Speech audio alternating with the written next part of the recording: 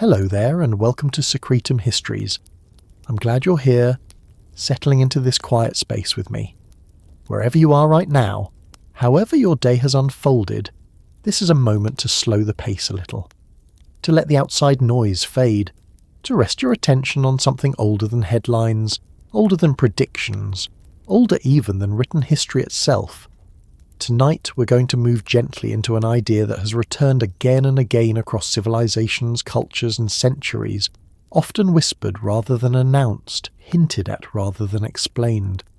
The idea that time does not move only forward, but circles back on itself, that the world, as humans experience it, may not be a single, uninterrupted story, but a sequence of chapters separated by resets that were expected, prepared for and remembered in fragments. If you find this kind of exploration calming or grounding, you can support the channel in the simplest way by liking the video or subscribing. Only if it feels right to you. This space works best when it's shared quietly without pressure. Now let's ease into the story itself. Across the ancient world, long before telescopes or satellites or mathematical models of orbital mechanics, people watched the sky with an intensity that can be difficult to imagine today. Not casually, and not out of idle curiosity, but because the sky was understood as a system that governed life on Earth. The rising and setting of stars told farmers when to plant and harvest. The phases of the moon regulated ritual calendars, tides, and festivals. The movements of the sun marked the turning of seasons and the passing of years. For ancient civilizations, the heavens were not a distant backdrop. They were active, meaningful, and deeply connected to survival. Within this careful watching, a particular idea appears in multiple traditions, separated by geography but strangely aligned in structure.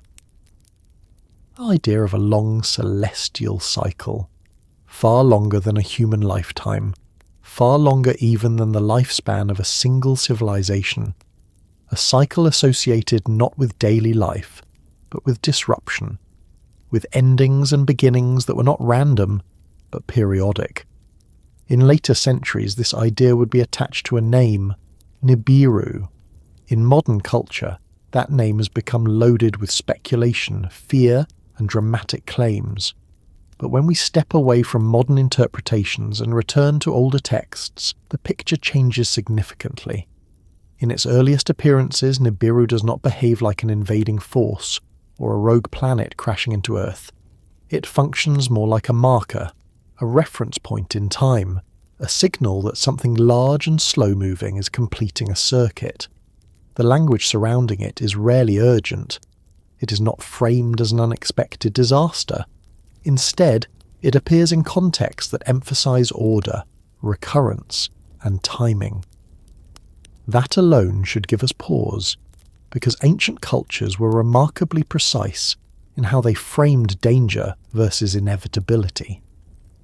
Civilizations that truly feared sudden annihilation tended to describe it that way. Their texts are filled with panic, divine anger, chaos, and punishment.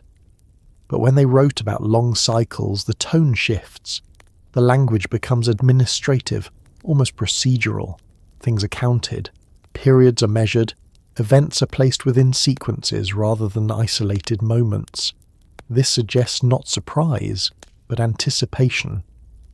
One of the most striking patterns in ancient mythological records is how often destruction is described as selective rather than total. Floods wipe out cities but spare certain families.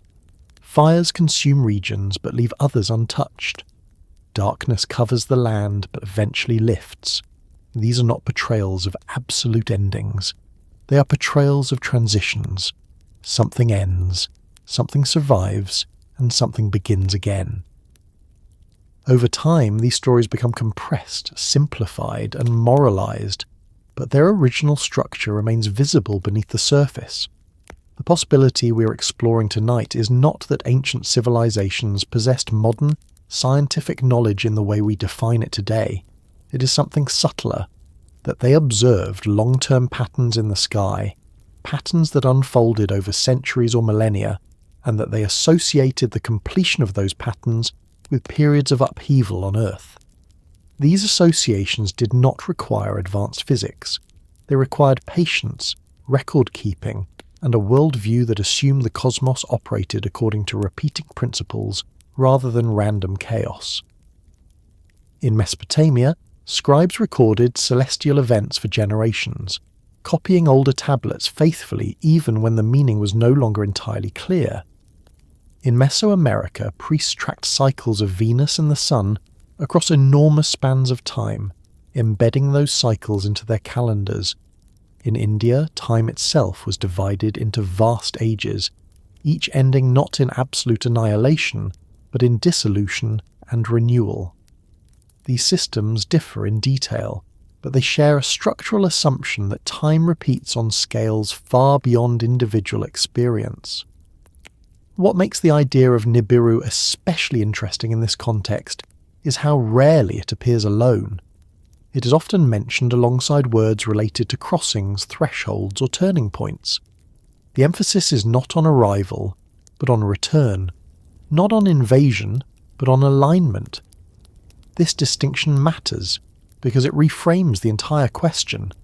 Instead of asking whether ancient people feared a catastrophic object from the sky, we begin to ask whether they understood themselves to be living within a repeating cosmic schedule. If that sounds abstract, consider how modern society already operates on smaller versions of this principle. We expect seasons to return. We prepare for storms that arrive on predictable schedules. We build infrastructure based on historical patterns rather than single events. Now imagine extending that logic across thousands of years, using myth, ritual, and encoded numbers instead of spreadsheets and climate models. The tools differ, but the mindset is not as alien as it first appears. Many ancient texts place great importance on preservation. Not just preservation of life, but preservation of knowledge. Lists are copied, genealogies are maintained, measurements are repeated even when their practical use is faded. This obsessive continuity makes sense if knowledge itself is what survives resets. Physical structures can be destroyed, populations can decline, languages can shift. But certain ideas can be carried forward if they are embedded deeply enough into culture. This may explain why so many ancient records speak indirectly. Instead of stating that a reset will occur, they describe how the world was once different. Instead of predicting the next one explicitly, they focus on how survivors behaved afterward. The lesson is not panic, but adaptation. Build in ways that can be rebuilt. Record in ways that can be copied. Teach stories that can survive loss of context. In this light, the Nibiru cycle, whatever its precise astronomical meaning may have been, functions less like a countdown clock and more like a boundary marker, a reminder that civilizations are temporary, but patterns are not, that no era, no matter how stable it feels, is permanent. This is not a comforting idea, but it is a stabilizing one. It encourages humility rather than fear, preparedness rather than denial. It is also worth noting that ancient cultures rarely frame these resets as punishments aimed at humanity alone. The language often suggests a broader realignment affecting gods, nature, and the structure of the world itself. When floods come, even the divine order is disrupted. When fire consumes the land, gods argue and disagree. This framing removes the sense of moral condemnation and replaces it with systemic change. Something larger than individual behaviour is unfolding. As we move deeper into this exploration, we will look at how different civilizations encoded long cycles into their calendars, myths, and architectural choices. We will examine why certain numbers recur across cultures that had no contact with one another. We will consider how memory survives when writing fails, and why some knowledge was restricted to priestly classes rather than shared openly. We will also confront the uncomfortable possibility that resets were not always total, and that survival may have depended less on technology and more on social structure and planning. For now, it is enough to sit with the core idea. that ancient civilizations may have understood time not as a straight line from creation to end, but as a looping path marked by returns. That Nibiru, stripped of modern sensationalism, may represent not a destroyer, but a signal. A way of saying that something old is coming around again, and that those who remember the pattern will fare differently than those who do not. The story does not move forward quickly from here. It widens first, it gathers context, it listens to how different cultures spoke about the same unease in different languages. And as it does, the question quietly shifts from whether ancient people predicted global resets to how they lived with that expectation woven into their understanding of the world. When ancient people looked up at the sky, they did not see a static ceiling. They did not see an empty backdrop punctuated by random lights. They saw motion layered upon motion, repetition nested inside repetition, and change unfolding so slowly that it could only be understood by memory passed down across generations. The sky was not merely above them. It was something that returned, something that moved away and came back again. And in the oldest traditions we still possess, this idea of return appears with remarkable consistency. Long before the sky was divided into constellations with fixed mythological characters, before star maps became standardized, before planets were reduced to mathematical objects, there existed a more intuitive understanding of the heavens as a living system. One that breathed in cycles, one that withdrew and reappeared. This was not an abstract philosophy. It was a conclusion drawn from watching, recording, and remembering. In early Mesopotamian thought, the heavens were not a distant realm permanently sealed off from the world below. They were connected to Earth through movement. The sky shifted. The lights changed position. Certain stars vanished for long periods and then returned. Others altered their paths in ways that were not easily explained by daily or yearly motion. To people who lived without artificial light, who spent their nights beneath open skies, these changes were not subtle. They were deeply noticeable. And when something noticeable disappears and then comes back, it invites interpretation. This is where the idea of a returning sky begins. Not as a single object rushing toward Earth, not as a sudden catastrophe, but as a slow, deliberate reappearance of something that had been seen before. Something remembered, even if imperfectly.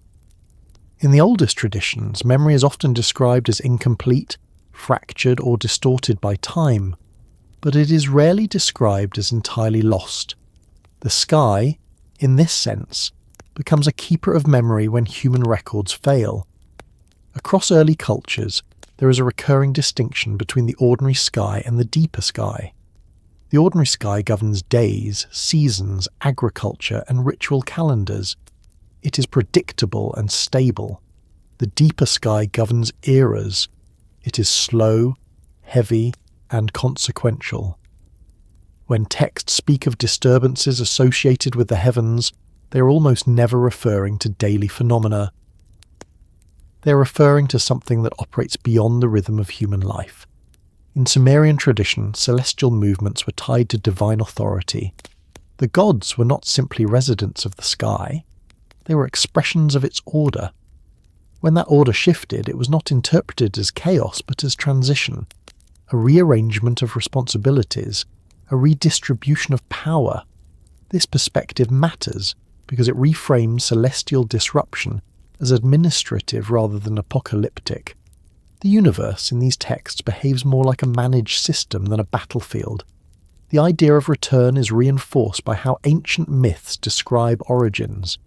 Creation is rarely final. It is provisional. Worlds are formed, undone, and formed again. Flood myths are not framed as the end of existence, but as resets that preserve certain elements while discarding others. Fire myths describe purification rather than annihilation. Darkness gives way to light, and light eventually recedes again. This pattern of undoing and redoing mirrors the behaviour observed in the sky. In many traditions, the sky itself is said to have been different in earlier ages, lower, closer, more active.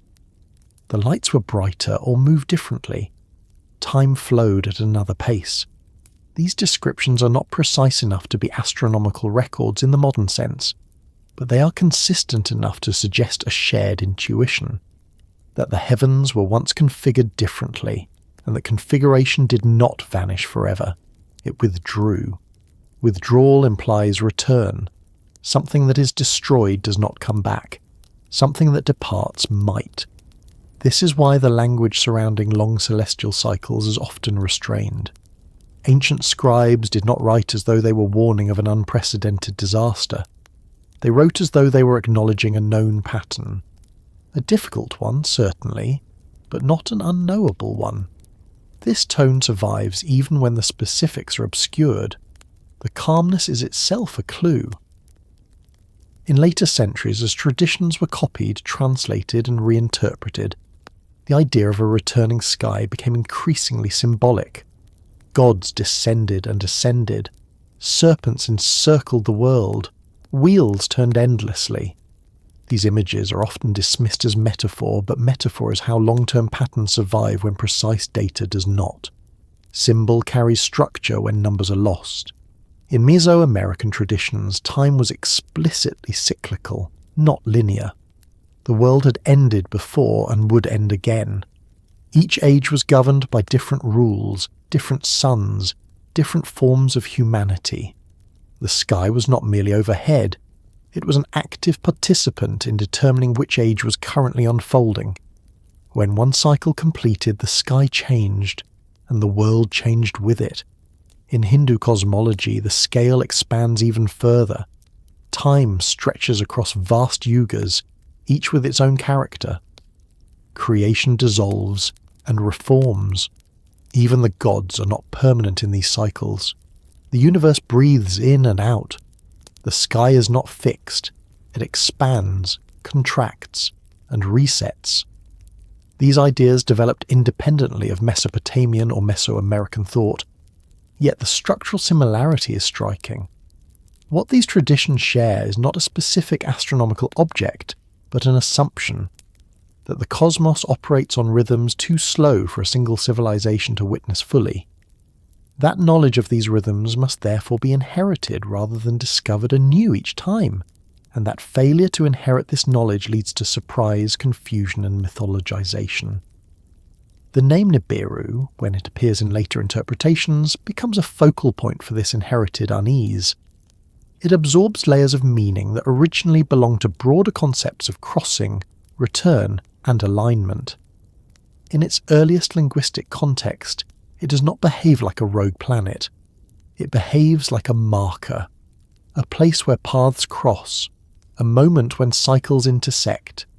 This is consistent with how ancient cultures treated thresholds.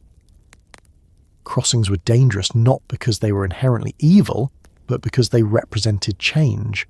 River crossings, seasonal crossings, life crossings, birth and death were crossings. So was the transition from one age to another. The sky, when it crossed a certain configuration, marked the same kind of boundary. It is important to emphasize that ancient people did not think in terms of global destruction the way modern audiences often do. Their world was already fragile. Floods destroyed cities regularly. Droughts erased generations. Empires rose and fell within memory. A reset did not need to mean extinction to be catastrophic. It only needed to disrupt continuity. This perspective explains why ancient texts focus so intensely on what survives. Lists of kings, lineages, ritual instructions, measurements, calendars. These are tools for reconstruction. They matter most after disruption. Their presence suggests expectation, not ignorance. The returning sky, then, is not an object to fear, but a condition to endure. Its arrival is not sudden. It unfolds over generations. Signs appear slowly. Subtle shifts accumulate. By the time a reset is obvious, it is already too late to prevent, but not too late to respond. Ancient societies responded not by attempting to stop cycles, but by aligning with them. Temples were oriented to celestial events. Calendars were adjusted. Myths were retold with emphasis on survival rather than victory. The goal was not dominance over the sky, but harmony with its rhythms. Over time, as civilizations fragmented and knowledge narrowed, the idea of a returning sky lost its grounding. It became dramatized, moralized, turned into prophecy rather than pattern. This is where fear enters the narrative. Fear thrives where continuity is broken. Yet beneath later interpretations, the older structure remains visible. The sky returns, not as a singular event, but as a phase, not as punishment, but as process, not as chaos, but as reordering. As this exploration continues, the focus will narrow further, from broad traditions to specific systems, from symbolic language to numerical frameworks, from myth to record keeping. The idea of a returning sky will begin to take on sharper edges, not as a modern catastrophe scenario, but as an ancient expectation quietly embedded in the way civilizations understood time itself. The story does not pause here. It continues by examining how cycles were defined, counted, and normalized, and why ancient people were often more concerned with timing than with causes. When modern minds encounter ancient descriptions of destruction, renewal, and cosmic upheaval, there is a strong tendency to read them through the lens of apocalypse, endings, finality, total collapse. This is understandable because modern culture often treats catastrophe as absolute, as something that permanently closes the story. But that framework does not belong to the ancient world. When the earlier civilizations spoke about cycles, they were not describing the end of everything. They were describing change that was expected, endured, and absorbed into continuity. For the ancients, a cycle was not an interruption of reality. It was reality functioning as intended. This difference in meaning is subtle, but it is essential. Apocalypse implies revelation through destruction, a decisive rupture that separates before from after, with no bridge between them. Cycles imply return. They assume that what follows has already happened in another form, under different conditions, governed by similar principles. In cyclical thinking, nothing truly ends. It rearranges, diminishes, renews, or transforms. This worldview did not emerge from abstract philosophy. It emerged from lived experience. Ancient societies were built in environments where stability was fragile. Rivers flooded unpredictably. Crops failed. Cities were abandoned and resettled. Political systems collapsed and reformed. For people living in these conditions, permanence was not assumed. Survival depended on adaptation, memory, and acceptance of loss as part of an ongoing pattern rather than as an aberration. When ancient texts describe great floods, burning skies, falling stars, or ages of darkness, they are not presenting a singular doomsday. They are recording a transition between states. The emphasis is rarely on the terror of the event itself. It is on what comes before and what comes after, who survives, what knowledge is preserved, which structures are rebuilt. These details matter more than the catastrophe, because they ensure continuity. This is why ancient narratives so often compress destruction into a brief segment, then linger on restoration. The flood lasts days or weeks, but the rebuilding lasts generations. Fire sweeps through the world, but new order follows. Even divine conflict is temporary. The gods argue, punish, withdraw, and then return to governance. The universe is not shattered, it is recalibrated. In cyclical systems, disaster is not random, it is contextual. It belongs to a phase. This does not mean it is gentle or benign. Ancient floods were devastating. Cities were erased. Populations were reduced. But devastation did not invalidate the pattern. It confirmed it. The fact that life continued afterward was not surprising. It was expected. This expectation shaped how ancient civilizations prepared, both materially and culturally. Architecture was designed to be rebuilt. Temples were placed on elevated ground. Sacred sites were reused across millennia, even when cities shifted around them. Writing systems prioritized copying and preservation over innovation. The goal was not progress in the modern sense, it was endurance across cycles. Language itself reflects this mindset.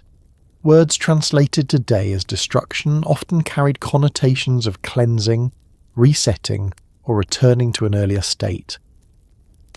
The original meanings were closer to rebalancing than annihilation. The earth was not ruined, it was restored to a condition that allowed renewal. This is especially clear in how ancient traditions treated time. Linear time moves forward and never returns.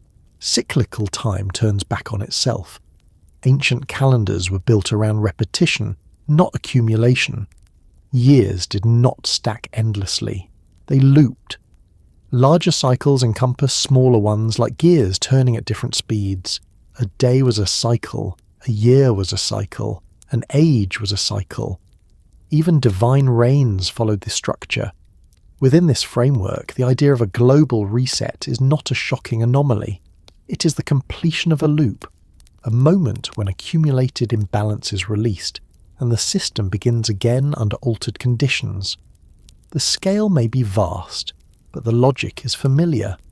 This is why ancient texts rarely emphasize prevention. There is very little language devoted to stopping cycles from occurring. Instead, attention is given to timing and alignment.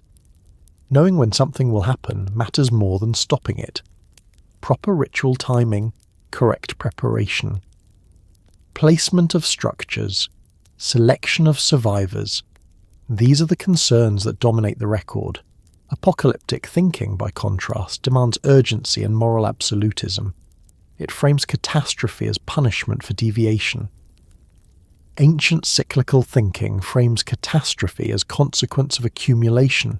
Too much noise, too much imbalance, too much density. Not evil, but excess. This distinction explains why ancient gods often appear irritated rather than wrathful. They are disturbed, not outraged, overwhelmed, not vengeful. The problem is not moral failure. It is disruption of equilibrium. Humans multiply too much. Cities grow too loud. Systems become unsustainable. The response is reduction, not eradication. In this light, cycles function as corrective mechanisms rather than judgments. They reduce complexity so that order can re-emerge. They thin populations. They erase structures. They shorten lifespans. They introduce limits. These outcomes are tragic for individuals, but stabilizing for the system as a whole. The ancients did not romanticize this process. There is grief in the texts, laments for destroyed cities, mourning for lost generations, but grief exists alongside acceptance. What happened was meant to happen, because it had happened before and would happen again. This mindset also shapes how memory is treated. In apocalyptic thinking, memory is irrelevant because nothing follows.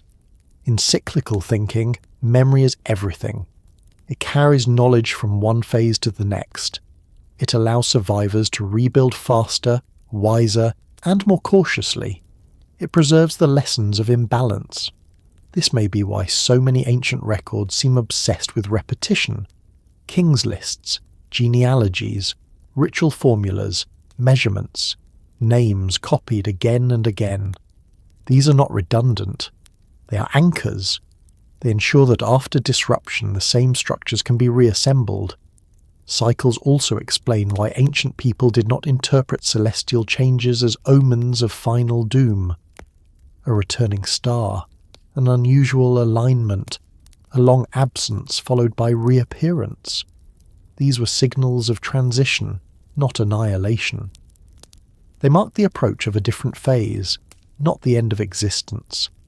This stands in sharp contrast to modern interpretations that often isolate one event and inflate it into total destruction. This tendency arises from forgetting the cyclical framework and imposing linear expectations onto ancient material. When the framework is restored, the fear dissipates, replaced by something quieter and heavier: responsibility. If cycles cannot be stopped, then preparation matters. If resets occur, then what survives matters.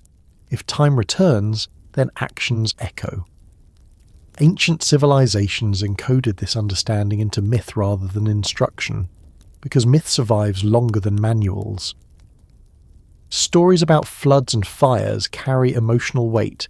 They are remembered even when technical details fade. They teach without explaining.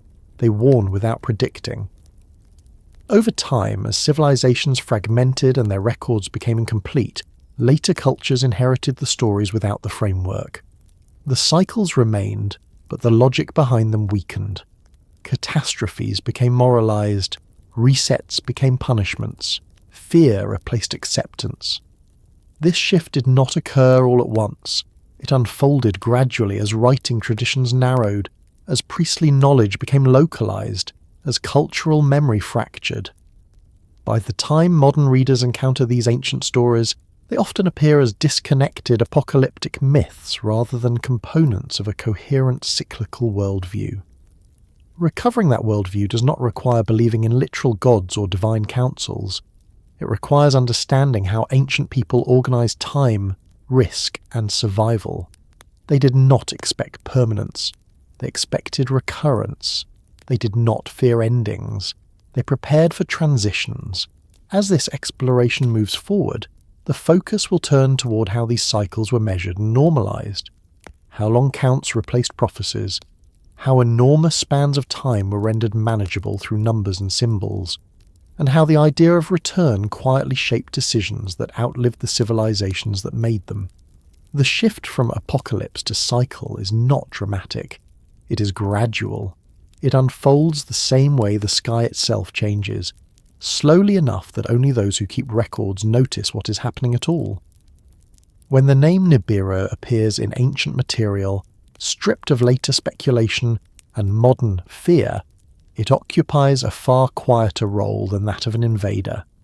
It does not arrive with armies. It does not conquer.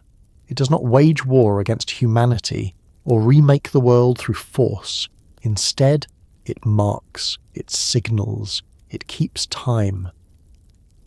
This distinction is easy to miss because modern narratives have trained us to associate anything celestial and unfamiliar with threat. But ancient civilizations did not interpret the heavens primarily through fear. They interpreted them through order. The sky was a system, and systems, once observed long enough, reveal patterns. Nibiru belongs to that category of ideas. It functions less like a body crashing into the world, and more like a reference point within a vast temporal framework, a way of saying that something has reached a particular position again, that a long arc has completed itself, that the conditions which once existed may now begin to reassert themselves in altered form. In the oldest linguistic context, the word associated with Nibiru does not carry the meaning of attack or destruction. It is connected to crossing, passage, and transition. A crossing is not an invasion. It is a movement from one state to another. Rivers are crossed, thresholds are crossed, years are crossed, ages are crossed. None of these acts imply hostility. They imply change. For ancient observers, the sky was filled with such crossings. The sun crossed the horizon each day. The moon crossed phases. Planets crossed paths against the fixed stars.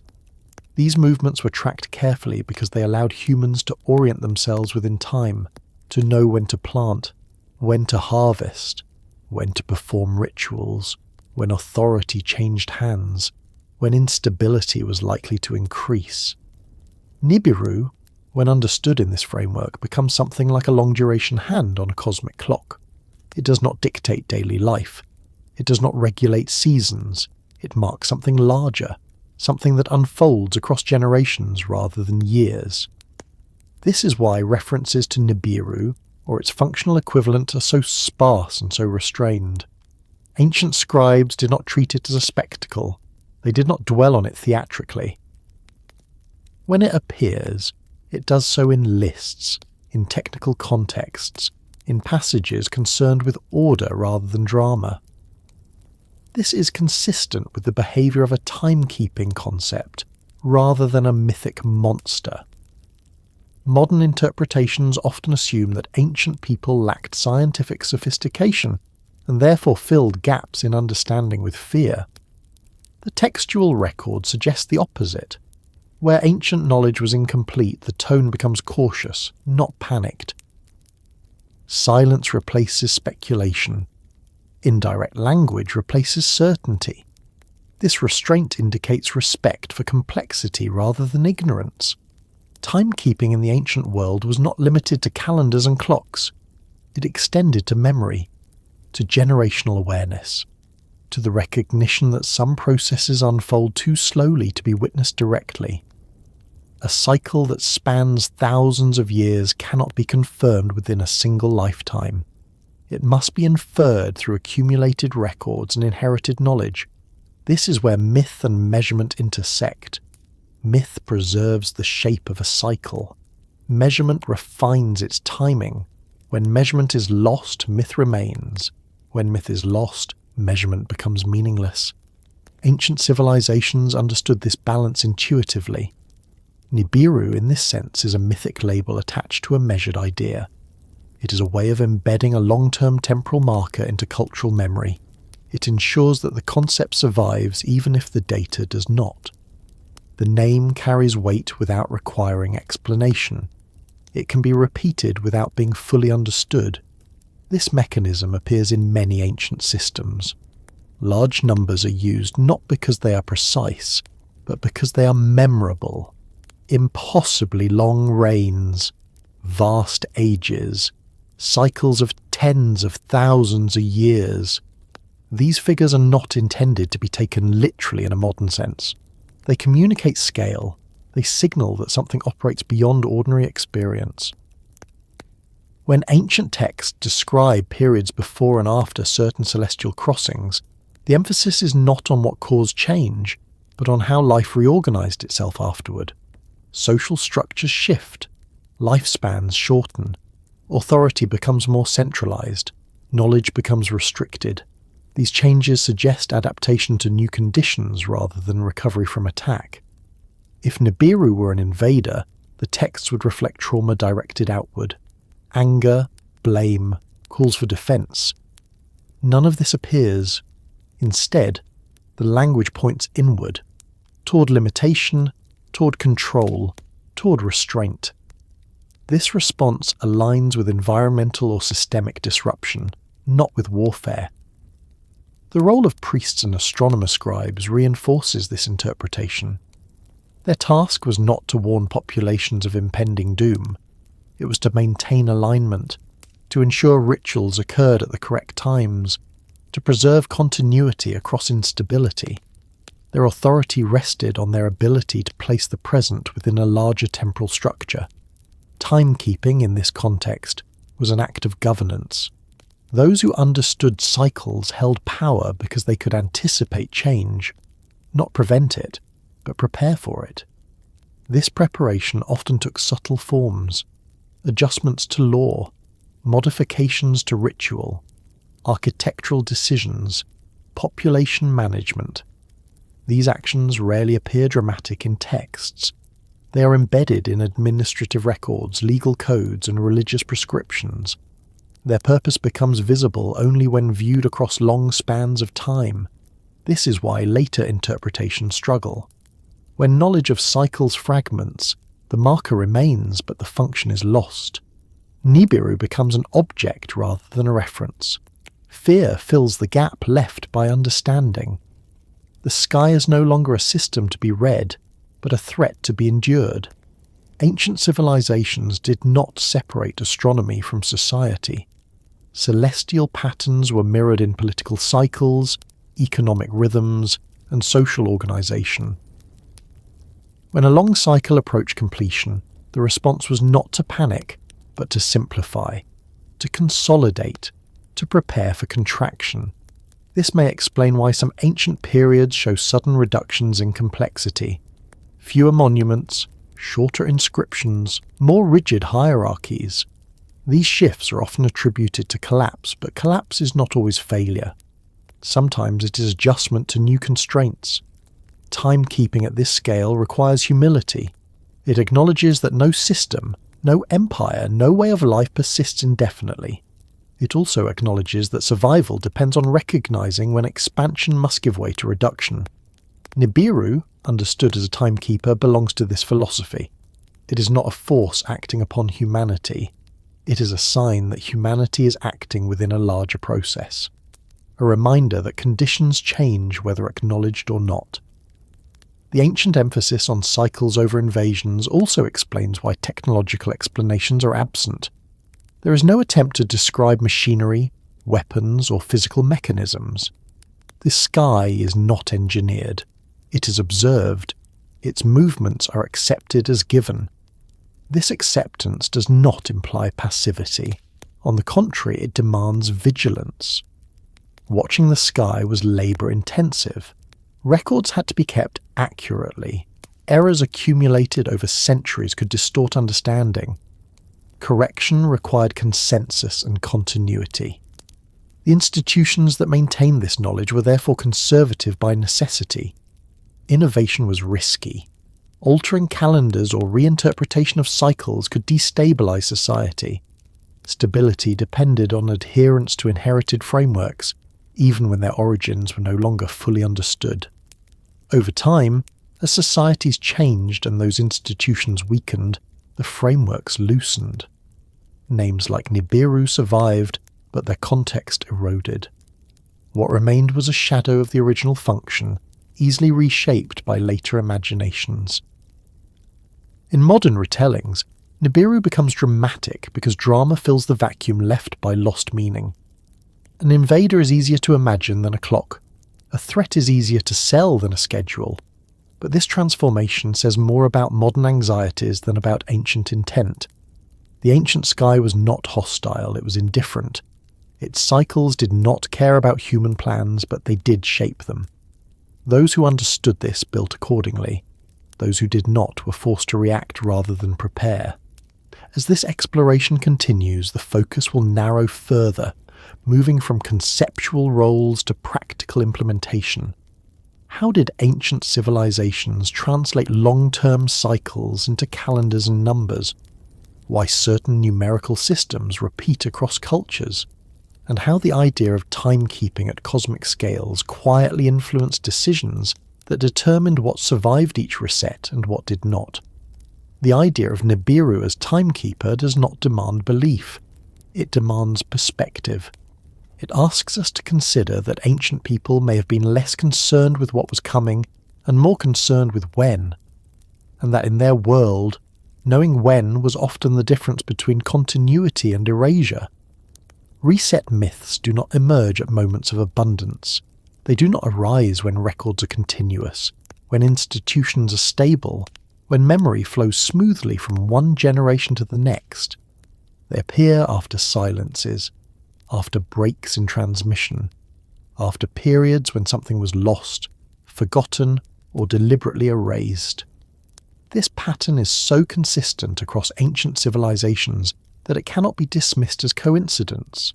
The myth follows the silence, not the event itself. In the ancient world, silence was not neutral. It was meaningful. A gap in records was not assumed to be an accident. It signaled disruption. Cities did not stop writing because nothing was happening. They stopped writing because systems failed. Scribal schools collapsed. Archives were destroyed. Authority shifted. When continuity broke, the ability to explain the present using the past broke with it. Reset myths emerge in the aftermath of this rupture as tools for reorientation. They are not eyewitness accounts of catastrophe.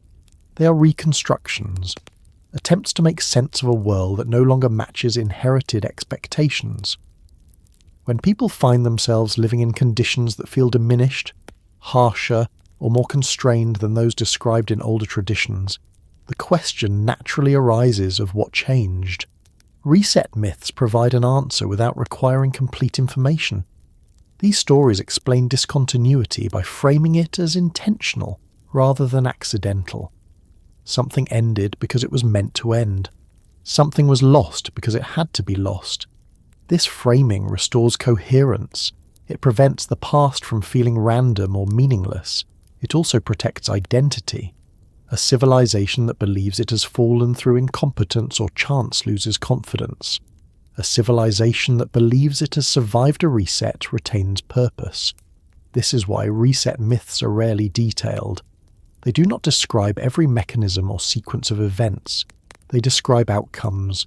Floods recede, fires die out, darkness lifts, survivors emerge. The details in between are compressed or omitted because they are not the point. The myth's function is not to document, it is to stabilize. Long silences amplify this need. When generations pass without clear records, the distance between remembered greatness and present limitation grows. People inherit fragments of older knowledge without context.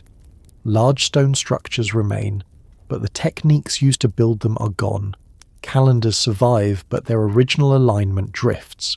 Numbers are copied, but their meaning becomes opaque. In this environment, myths step in to bridge the gap.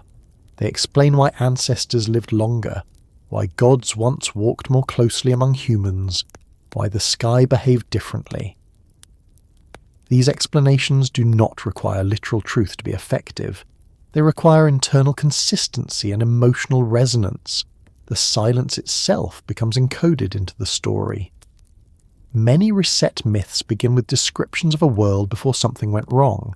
A golden age, a time of closeness, a period when communication between realms was easier. This framing acknowledges loss without assigning blame to current generations.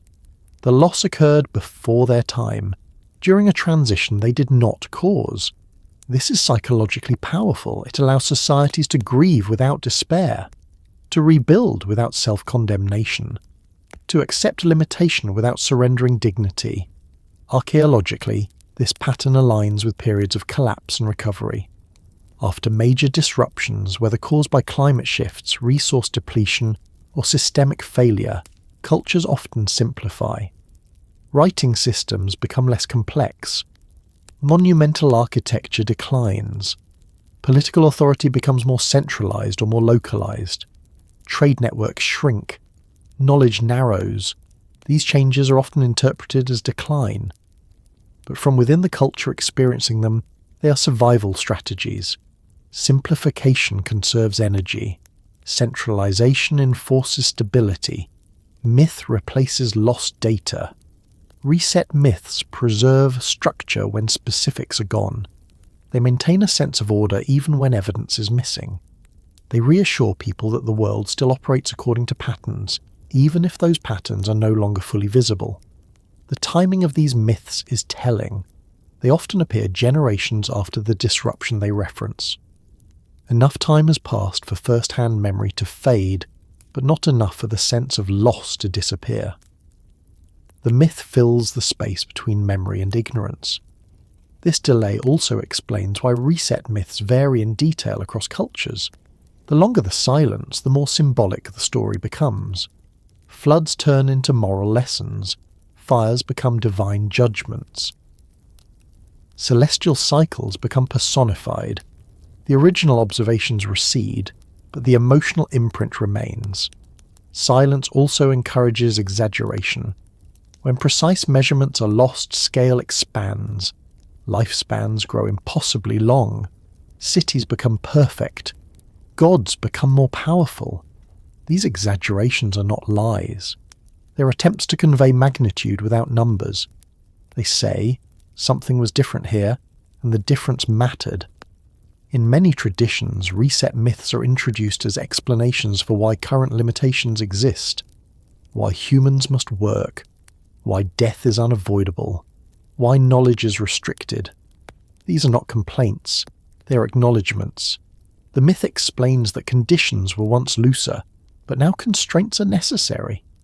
This narrative normalizes hardship. It reframes suffering as part of a larger cycle, rather than as a failure of the present. That framing is essential for social cohesion. People endure difficulty more readily when it is given meaning. Silence also protects power structures. When knowledge is fragmented, those who claim access to ancient understanding gain authority. Priests, elders, and scribes become interpreters of the myth. They do not need to explain everything. They need only to maintain continuity. Reset myths are therefore conservative by nature. They discourage radical change. They emphasize restoration rather than innovation. The goal is not to surpass the past, but to approximate it within new limits.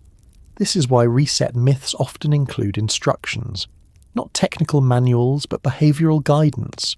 Honor the gods, maintain rituals, respect cycles, preserve lineage. These actions are believed to reduce future disruption, or at least ensure survival when it occurs again. The silence that precedes these myths is often invisible in later retellings, but it leaves traces. Abrupt shifts in language, gaps in king lists, missing generations, reused building materials. These are physical markers of interruption. The myth overlays them with meaning. In this sense, reset myths are cultural repair mechanisms. They repair the narrative when history breaks. They allow societies to function despite incomplete knowledge. Importantly, these myths do not usually claim that resets are over. They imply recurrence. If a reset happened once, it can happen again. This implication encourages vigilance without panic. It keeps attention focused on timing and alignment rather than prevention. Silence makes this recurrence plausible. When the cause of the first disruption is unknown, it can be imagined as a pattern rather than a one-time accident. The absence of data becomes evidence of scale. This dynamic also explains why modern interpretations often misread these myths. Without experiencing the silence that gave rise to them, modern readers approach the stories as literal predictions rather than contextual explanations. The myth is treated as prophecy instead of repair. Ancient audiences did not expect these stories to be precise. They expected them to be useful. Usefulness meant continuity, stability, meaning. As records accumulate again, myths recede.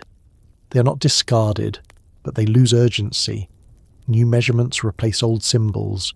New institutions replace inherited frameworks. But the myth remains dormant, ready to resurface when silence returns. This cycle of record, silence, myth, and reconstruction repeats across civilizations. It does not require a global catastrophe each time. Local collapses produce similar patterns. The scale of the myth expands or contracts to match the perceived scale of loss. Reset myths, then, are not evidence of obsession with destruction. They are evidence of resilience. They show how societies metabolize loss without collapsing psychologically.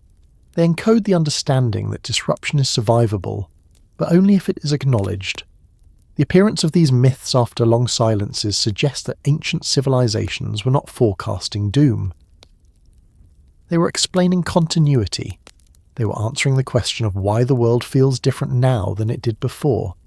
As this exploration continues, attention will turn toward how these myths were structured to survive silence themselves, how certain symbols, numbers, and narratives were chosen precisely because they could endure fragmentation, and how the act of remembering, even imperfectly, became one of the most powerful tools for surviving whatever came next. Long before lenses magnified distant light, before instruments translated motion into numbers, before the sky was abstracted into charts and equations, people watched it with their naked eyes and their full attention.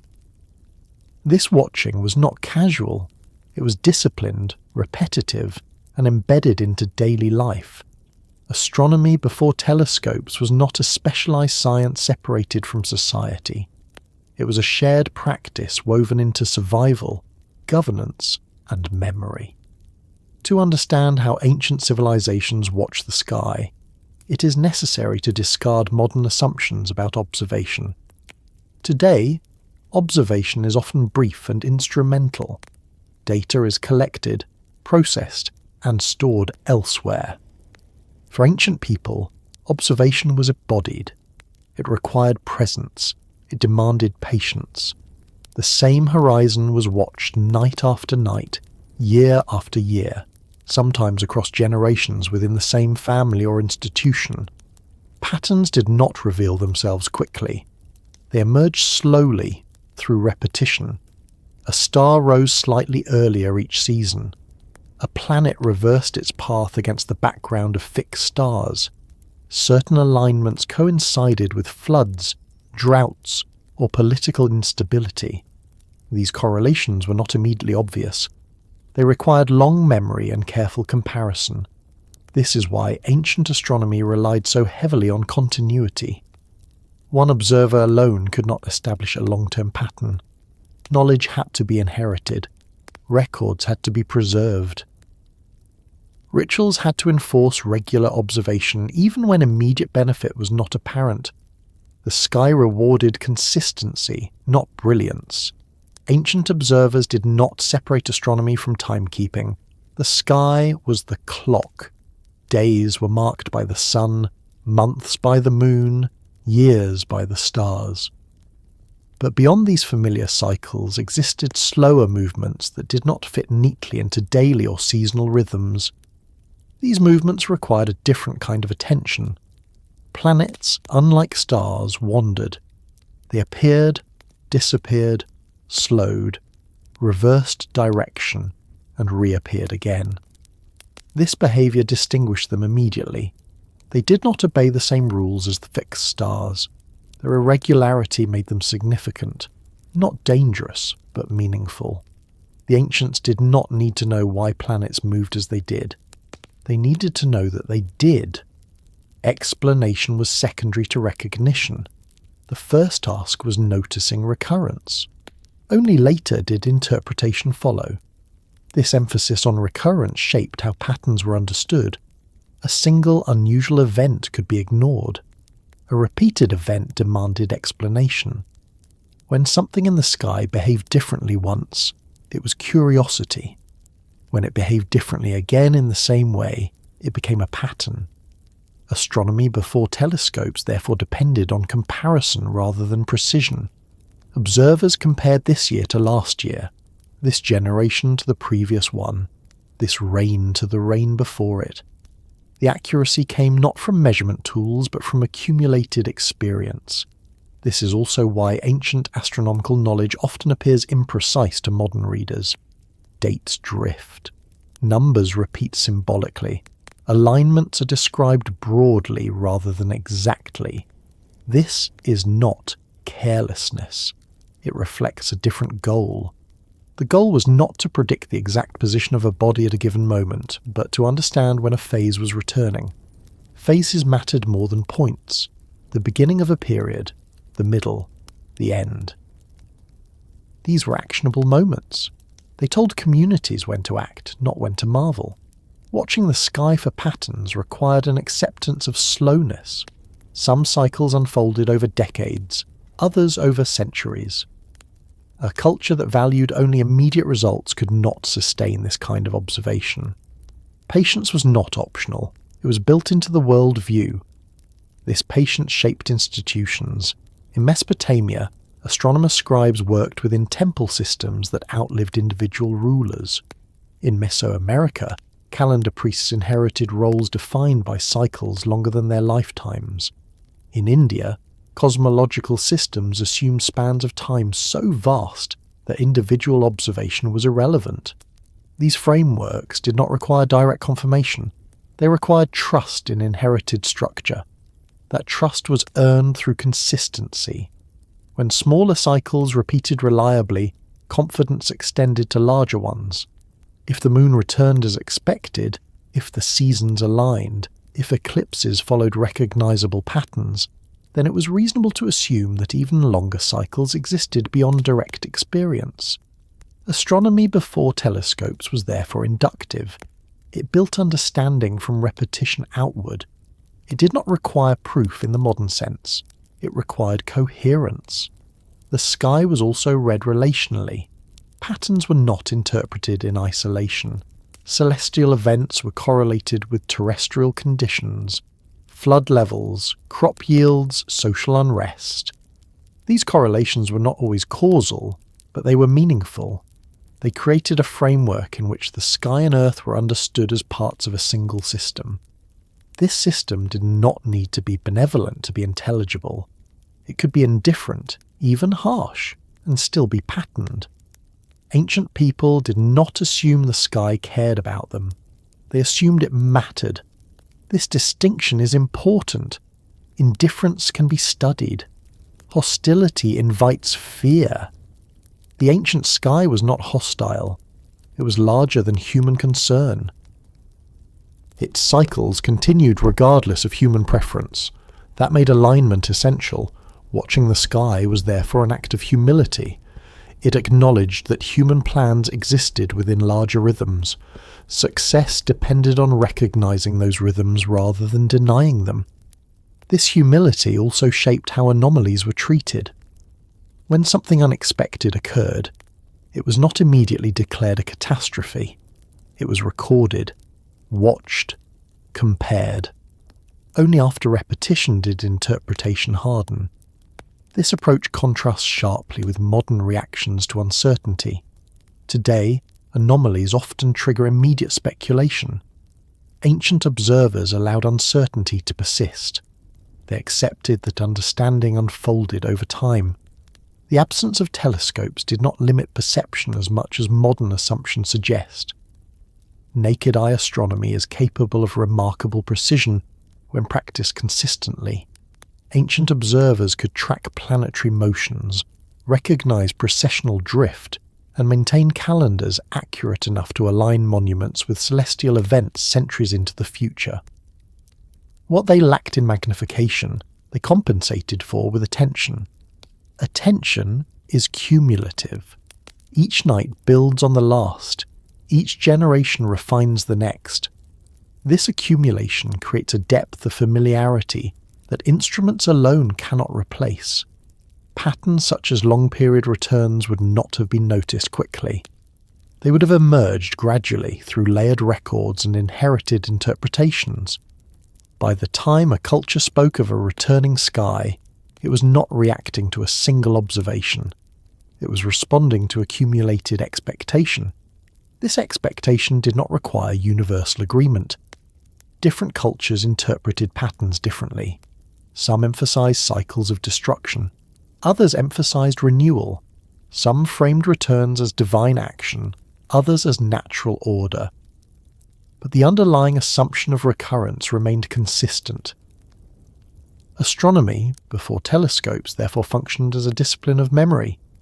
It relied on the ability to remember what had happened before and to recognize it happening again. This is why myth and astronomy were not separate domains. Myth preserved memory when records failed. Astronomy refined memory when records persisted. The two reinforced each other. Myth provided narrative structure. Astronomy provided periodic confirmation. Together, they sustained long-term awareness. When later civilizations inherited fragments of this system without the observational discipline that supported it, the balance shifted. Myth remained, but pattern recognition weakened. Names survived without function. Stories persisted without context. In this environment, fear could replace familiarity. A returning pattern, once understood as part of a cycle, could be reframed as invasion or punishment. The sky, no longer read patiently, became threatening. This shift does not reflect ancient misunderstanding. It reflects modern distance from the conditions that produced ancient knowledge. Understanding astronomy before telescopes therefore requires more than acknowledging technological limitations. It requires recognizing a different relationship to time. Ancient observers lived inside cycles. Modern observers often live outside them, looking back. For ancient people, the sky was not a spectacle. It was infrastructure. It supported calendars, rituals, agriculture, and social order. Watching it was not optional. It was maintenance. This maintenance created stability across uncertainty. Even when societies collapsed, the sky did not. Its continuity offered reassurance. Whatever happened on Earth, the patterns above endured. This endurance is why long cycles mattered. They suggested that even the most disruptive changes belonged to a larger order, that resets were not arbitrary, that something continued, even if form changed. As this exploration moves forward, attention will shift from observation to application. How patterns were translated into calendars, how numbers encoded memory, how certain cycles became warnings rather than curiosities, and how the act of watching, sustained across generations, quietly shaped expectations about what it meant to live within a world that had restarted before and might do so again. The sky, watched patiently enough, does not announce endings. It reveals timing. And for ancient civilizations, timing was the difference between chaos and continuity. Calendars begin as tools of coordination. They tell people when to plant, when to harvest, when to gather, when to rest. At their simplest, they align human activity with repeating natural rhythms. Day follows night, season follows season. But in the ancient world, calendars did not remain simple for long.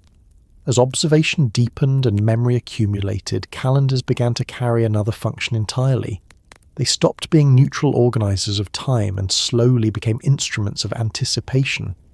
This transformation did not happen suddenly.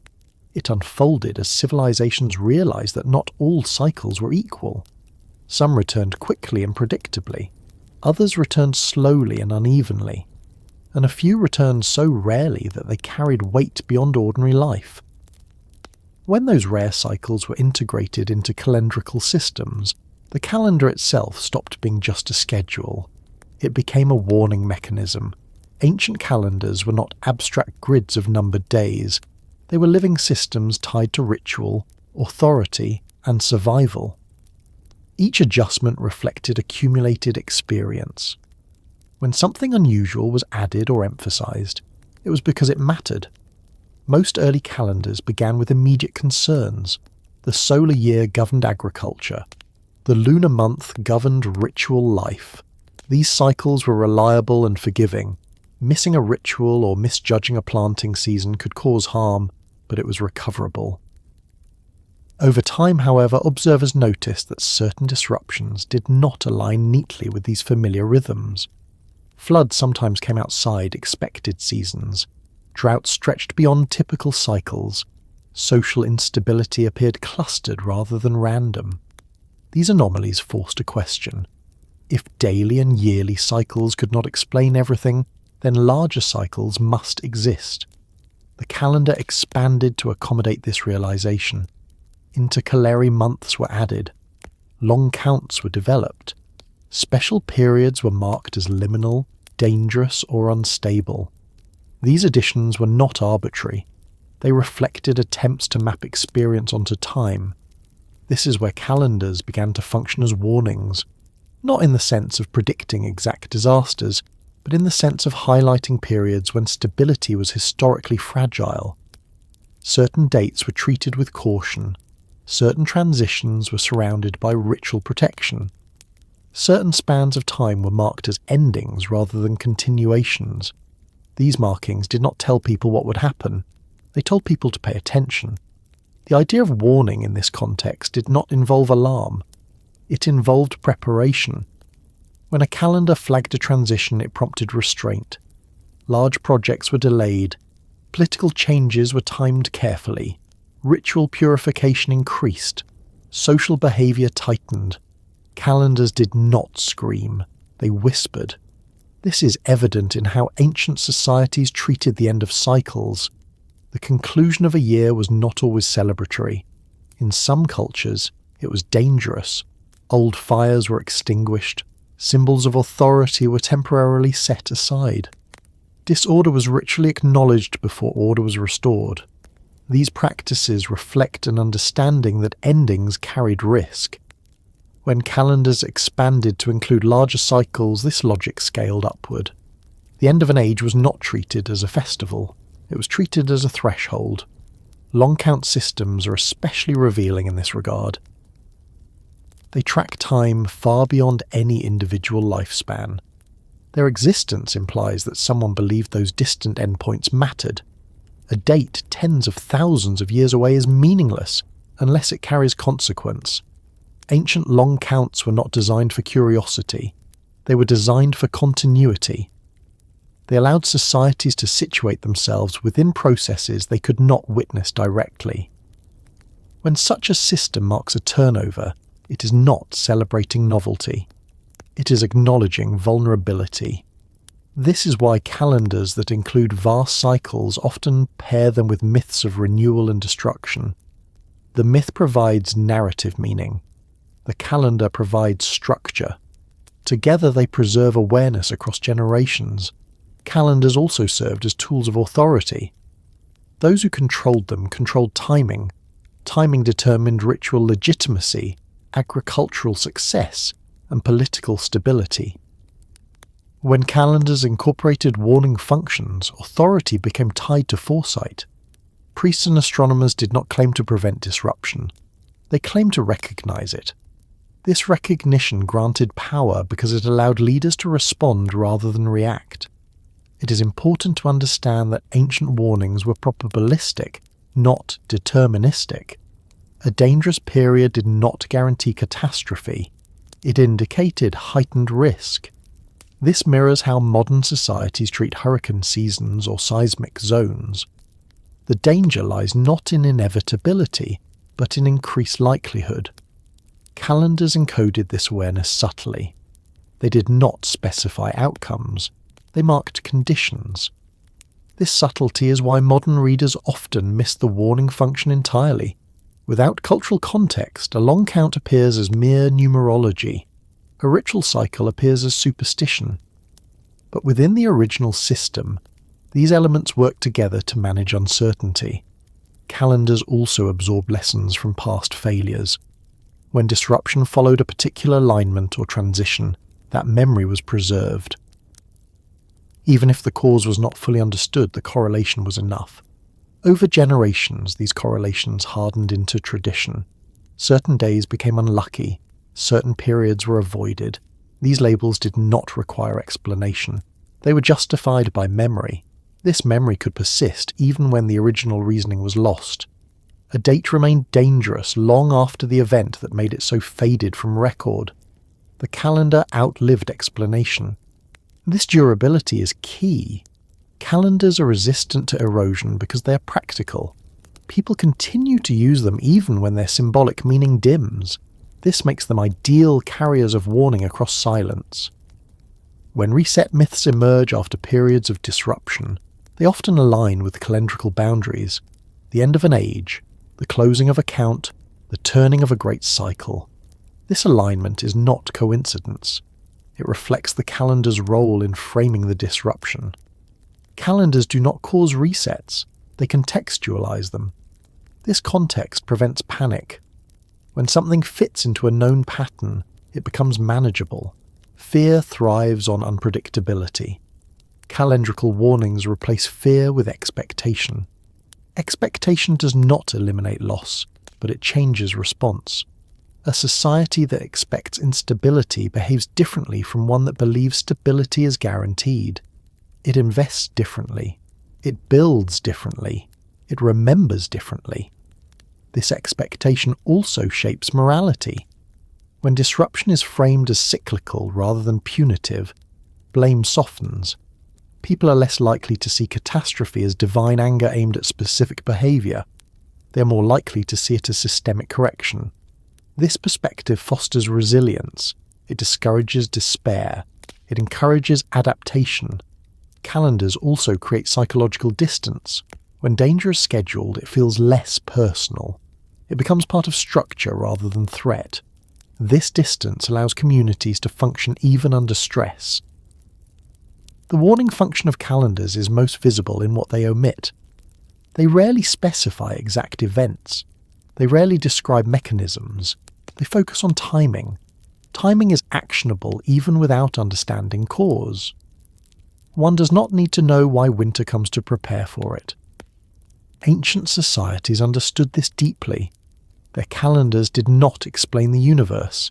They synchronized life with it. This synchronization extended to social cycles. Leadership changes were timed. Debt forgiveness occurred at intervals. Legal resets coincided with calendrical markers. These practices mirror environmental resets at a human scale. By embedding reset logic into law and ritual, societies normalize discontinuity. They reduce shock. They rehearsed renewal. This rehearsal mattered when larger disruptions occurred. A culture accustomed to periodic reset was less likely to fracture under sudden change. Reset was familiar. When calendars became warnings, they also became ethical tools. They taught restraint. They discouraged overaccumulation. They reminded elites that power was temporary. This reminder is embedded in how ancient kingship was structured. Rulers were often linked to cycles. Their legitimacy depended on alignment with time. When alignment failed, authority weakened. Calendars thus constrained ambition. They imposed limits on growth. They reminded societies that expansion without regard for cycles led to imbalance. Modern interpretations often miss this restraint. They focus on supposed predictions of doom rather than on the behavioural discipline calendars enforced. But the discipline was the point. Calendars warned not of specific disasters, but of hubris. They marked moments when systems needed adjustment, when complexity needed reduction, when noise needed quieting. This warning function becomes clearer when viewed across civilizations. Different cultures developed different calendars, but many incorporated long cycles that carried weight beyond daily life. These cycles were treated with seriousness, not spectacle. The seriousness lay in preparation, stockpiling, simplifying, strengthening social bonds, reinforcing ritual. Calendars did not tell people what would be destroyed. They told people when to be careful. Over time, as cultures fragmented and calendars were inherited without full context, this warning function eroded. Dates remained, but their behavioural implications faded. Rituals became formalities. Long counts became curiosities. In this environment, fear could attach itself to the calendar without restraint. A marked date could become a prophecy rather than a reminder. Anxiety replaced discipline. This shift reflects loss of continuity, not ancient intention. When ancient calendars became warnings, they did so quietly. They did not demand belief. They shaped behaviour through repetition. The warning was not external. It was internalized. As this exploration continues, attention will move toward how numbers themselves carried warning functions, how impossible spans of time were used to signal scale, how repetition embedded memory where explanation failed, and how, when knowledge narrowed, those numbers survived as shadows of a deeper system. Calendars did not predict the end of the world. They reminded societies that worlds end and begin again, and that awareness of timing was the most reliable protection they possessed. Floods and fires occupy a peculiar place in ancient memory. They are not described as random disasters, nor are they framed as singular events that occurred once and vanished forever. They recur. They return in stories separated by centuries and continents. Different names, different settings, different gods. Yet the structure remains unmistakably similar. Water rises and erases. Fire descends and purifies. Civilization is interrupted, reduced, and then rebuilt. This repetition is not accidental. It reflects a language developed to speak about recurrence when precision was impossible. In the ancient world, floods and fires were not abstract metaphors. They were lived realities. Rivers overflowed regularly. Entire regions were submerged. Settlements built too low were abandoned or destroyed. Fire consumed cities constructed from wood, reed, and mud brick with terrifying speed. These events were frequent enough to be familiar, yet severe enough to feel world-ending when they occurred. When memory extended backward far enough, these experiences accumulated into patterns. Language adapted accordingly. Floods and fires became the vocabulary through which large-scale disruption was described. They were understandable. They were observable. They could scale from local catastrophe to cosmic narrative without losing coherence. A flood that destroyed a village could be expanded into a flood that reshaped the world. A fire that consumed a city could become a fire that reset an age. This scalability is critical. Ancient societies did not separate natural disaster from cosmic order. the way modern frameworks often do. A river flood was not merely hydrological. It was a sign that boundaries had failed. A fire was not only destructive, it was transformative. These events spoke in the same language whether they occurred locally or mythically. The recurrence of flood narratives across cultures illustrates this clearly. Mesopotamia, the Levant, South Asia, East Asia, the Americas. Each region tells a story of waters rising beyond control, wiping away an earlier world, leaving a remnant behind. The details differ, but the grammar is consistent. A period of abundance precedes the flood. Excess accumulates. Boundaries weaken. Water returns the land to a prior state. Survivors carry memory forward. This consistency suggests that floods were not merely remembered as accidents. They were understood as phases. When systems became overloaded, water reclaimed space. When human order exceeded its limits, natural order reasserted itself. This understanding did not require global catastrophe to feel valid. Local floods were sufficient to demonstrate the principle. Fire narratives operate similarly, though they often appear in different contexts. Fire is associated with drought, heat, celestial descent, and purification. In some traditions, fire falls from the sky. In others, it rises from the earth. In both cases, it removes complexity. Structures collapse. Excess is burned away. What remains is simpler, more constrained, and more manageable. The language surrounding fire is often more moralized than that of floods, but the underlying pattern remains cyclical. Fire cleanses. Fire resets. Fire prepares the ground for renewal. Even when gods are invoked, their role is often administrative rather than vengeful. Fire occurs because something has become unsustainable. What is striking is how rarely these narratives present floods or fires as final. They are devastating but not absolute.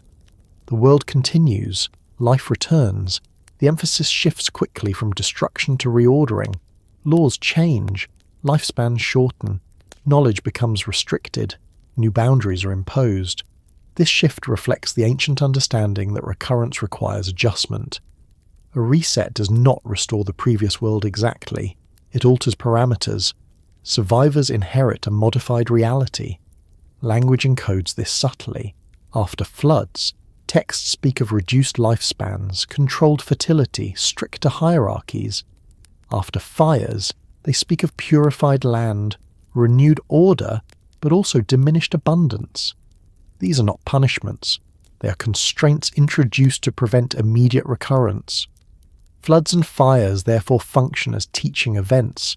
They communicate limits. They demonstrate consequences of imbalance without assigning individualized blame. This is why these narratives persist even when their original context fades. They carry lessons adaptable to new conditions. The recurrence of these stories also reflects the limitations of ancient record-keeping. Long-term environmental cycles could not be documented with precision. Flood layers in the earth were visible, but their timing was difficult to calculate. Fires left scars, but memory of their cause faded quickly. Story became the only medium capable of spanning silence. Story compresses complexity. It reduces varied events into recognizable forms. Flood, fire, darkness, renewal. These forms are easy to remember and retell. They do not require technical explanation. They survive translation. The language of recurrence relies on this compression. It sacrifices detail to preserve structure. The exact cause of a flood matters less than its role in the cycle. The precise mechanics of fire matter less than its function. This approach frustrates modern readers seeking data. It confuses metaphor with fabrication. But for ancient societies, fidelity to pattern mattered more than accuracy of description. Pattern was predictive in a way that detail was not. When a flood myth appears after a period of silence, it is not claiming that the world literally drowned at once. It is signalling that continuity was broken, that records were lost, that systems failed. Water, which erases boundaries, becomes the perfect symbol for that experience. Similarly, fire, which transforms matter rapidly, becomes the symbol for abrupt transition. When knowledge is lost suddenly, when cities are abandoned quickly, fire speaks more accurately than water. Some traditions combine both. Fire dries the land, flood follows, or flood recedes, and fire cleanses what remains. These sequences reflect layered disruption, multiple stresses acting together, climate shifts, resource depletion, social instability. The language allows these complexities to coexist without explanation. It does not need to resolve contradictions. It needs to preserve recognition. Recognition is the key. When a later generation hears a flood story, it recognizes loss. When it hears a fire story, it recognizes transition. These stories do not explain what will happen. They explain what has happened before. This backward-facing orientation is important. Ancient cultures were less concerned with predicting the future than with understanding their position within a recurring process.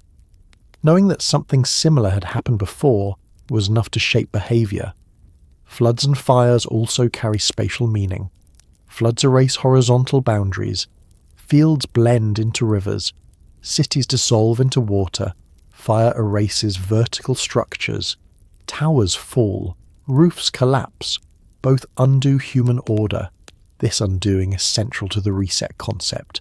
A reset does not eliminate life. It eliminates arrangement. It strips complexity back to a simpler state. Ancient societies recognize that complexity increases risk. Larger cities, denser populations, more elaborate systems. These offer benefits, but they amplify vulnerability. Floods and fires act as correctives by removing excess. This understanding explains why survivors in these myths are often portrayed as simpler figures. Farmers, shepherds, families, not kings in palaces, not elites surrounded by infrastructure. Survival favours mobility, adaptability, and modest scale. This portrayal reinforces the lesson. When systems grow too rigid, they fail catastrophically.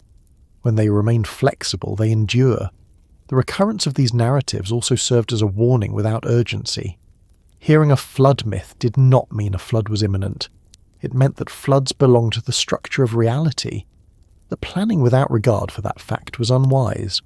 Fire myths carried similar caution. Excess accumulation invites cleansing. Overreach invites reduction. These warnings were not intended to inspire fear. They were intended to shape restraint. This restraint appears in how ancient societies managed growth, limits on city size. Ritual cycles that interrupted accumulation, debt forgiveness, redistribution. These practices mirror the logic of floods and fires at a social scale. When these practices weakened, imbalance increased. When imbalance increased, disruption followed. The myth then recorded the consequence. This feedback loop between experience, practice, and narrative sustained the language of recurrence across generations. The myth did not drive behaviour alone. It reinforced behaviour shaped by observation. When cultures fragmented and practices were inherited without context, the myth detached from experience. Floods and fires became dramatic stories rather than lived possibilities. Fear replaced familiarity. In later interpretations, floods became punishments for moral failure. Fires became expressions of divine wrath. This moralization altered the function of the story. It shifted focus from system imbalance to individual guilt. This shift obscured recurrence. If disaster is punishment, it is avoidable through obedience. If disaster is cyclical, it is inevitable but manageable. Ancient cultures leaned toward the latter understanding. The persistence of flood and fire narratives suggests that recurrence remained intuitive even as explanations changed. The stories survived because they continued to resonate with lived experience of disruption and recovery. In regions prone to flooding, flood myths remained vivid. In arid regions, fire and drought dominated. Each culture emphasized the element most relevant to its environment. but the underlying structure remained. This adaptability is why these narratives appear universal. They do not depend on specific geography. They depend on shared human experience of instability. Floods and fires also functioned as temporal markers. They divided time into before and after. Not absolute beginnings and endings, but thresholds. They allowed societies to segment history when precise chronology was impossible. This segmentation is visible in how ancient texts speak of ages. The age before the flood, the age after the fire. These divisions organize memory. Memory organized this way is resilient. It does not require continuous records. It can survive oral transmission. It can adapt to new conditions. This resilience is why the language of recurrence persists even when scientific understanding advances. Modern societies still speak of economic floods and political fires. The metaphors remain effective. The ancient use of these elements was not metaphorical in the modern sense. It was structural. Flood and fire describe processes, not symbols. Understanding this helps dissolve the false opposition between myth and observation. The myth is observation translated into durable form. As this exploration continues, attention will shift toward how recurrence was encoded numerically, how floods and fires were placed within large accounts, how repetition was measured without instruments, and how the language of recurrence intersected with systems designed to remember what could not be directly witnessed again. Floods and fires did not signal the end of the world. They signaled the world-changing state. Ancient civilizations learned to speak about that change in a language strong enough to survive silence, loss, and renewal. And that language still echoes wherever stories of beginning again are told. Prediction and expectation may sound similar, but in the ancient world they occupied very different roles. One attempts to specify an outcome, the other accepts a condition. Modern thinking is deeply invested in prediction. We want dates, mechanisms, certainty. We ask what will happen, how it will happen, and whether it can be stopped. Ancient civilizations, by contrast, were far more concerned with expectation. They didn't seek to know the exact form a disruption would take. They sought to know that disruption belonged to the structure of reality. This difference shaped everything from how knowledge was recorded to how societies prepared for change. Prediction implies control. It assumes that if an event can be named precisely, it can be avoided, mitigated, or exploited. Expectation implies humility. It assumes that some forces cannot be controlled, only anticipated and endured. Ancient cultures, living with far less technological insulation from environmental stress, had little reason to believe in total control. Their survival depended on alignment rather than dominance. When ancient texts speak about future upheaval, they rarely do so in predictive language. They do not say a flood will occur in a specific year, or a fire will fall on a specific city at a specific time.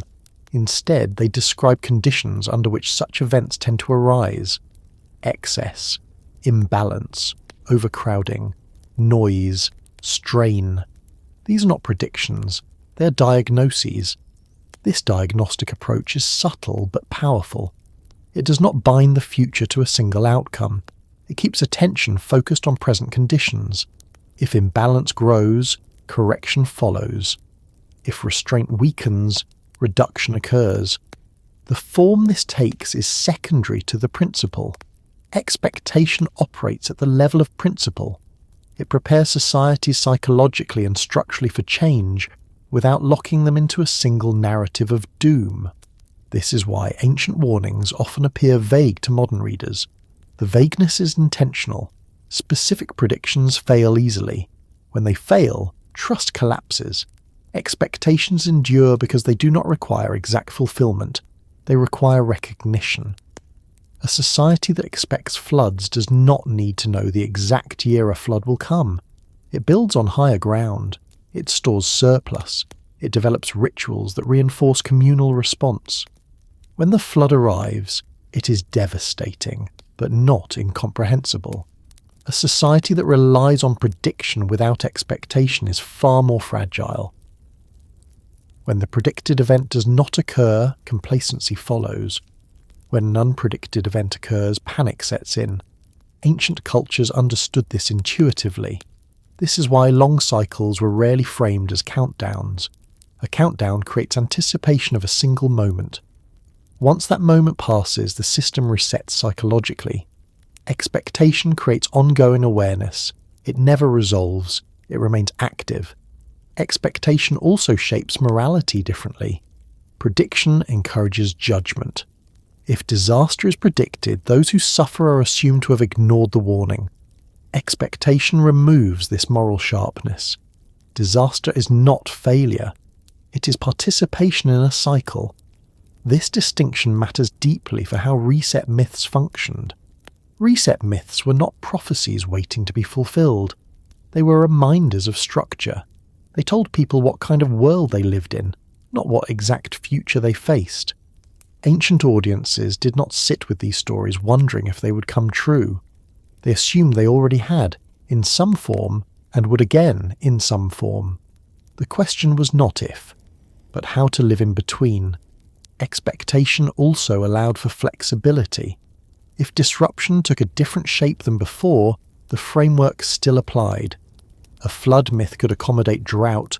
A fire myth could accommodate political collapse. The underlying principle of reduction and renewal remained intact. This adaptability is one reason these narratives spread so widely. They were not bound to specific geography or events. They could travel, translate, and transform while retaining meaning. Prediction, by contrast, does not travel well. It is rooted in context. When context changes, prediction becomes nonsense. Ancient knowledge systems favoured durability over precision. They sacrificed detail to preserve relevance. Expectation is durable, prediction is brittle. This preference is visible in how ancient texts handle celestial cycles. When long-term returns are mentioned, they are framed as markers, not deadlines. Crossings, turnings, completions. These words indicate process, not appointment. The sky was expected to change. The form of that change was not fixed.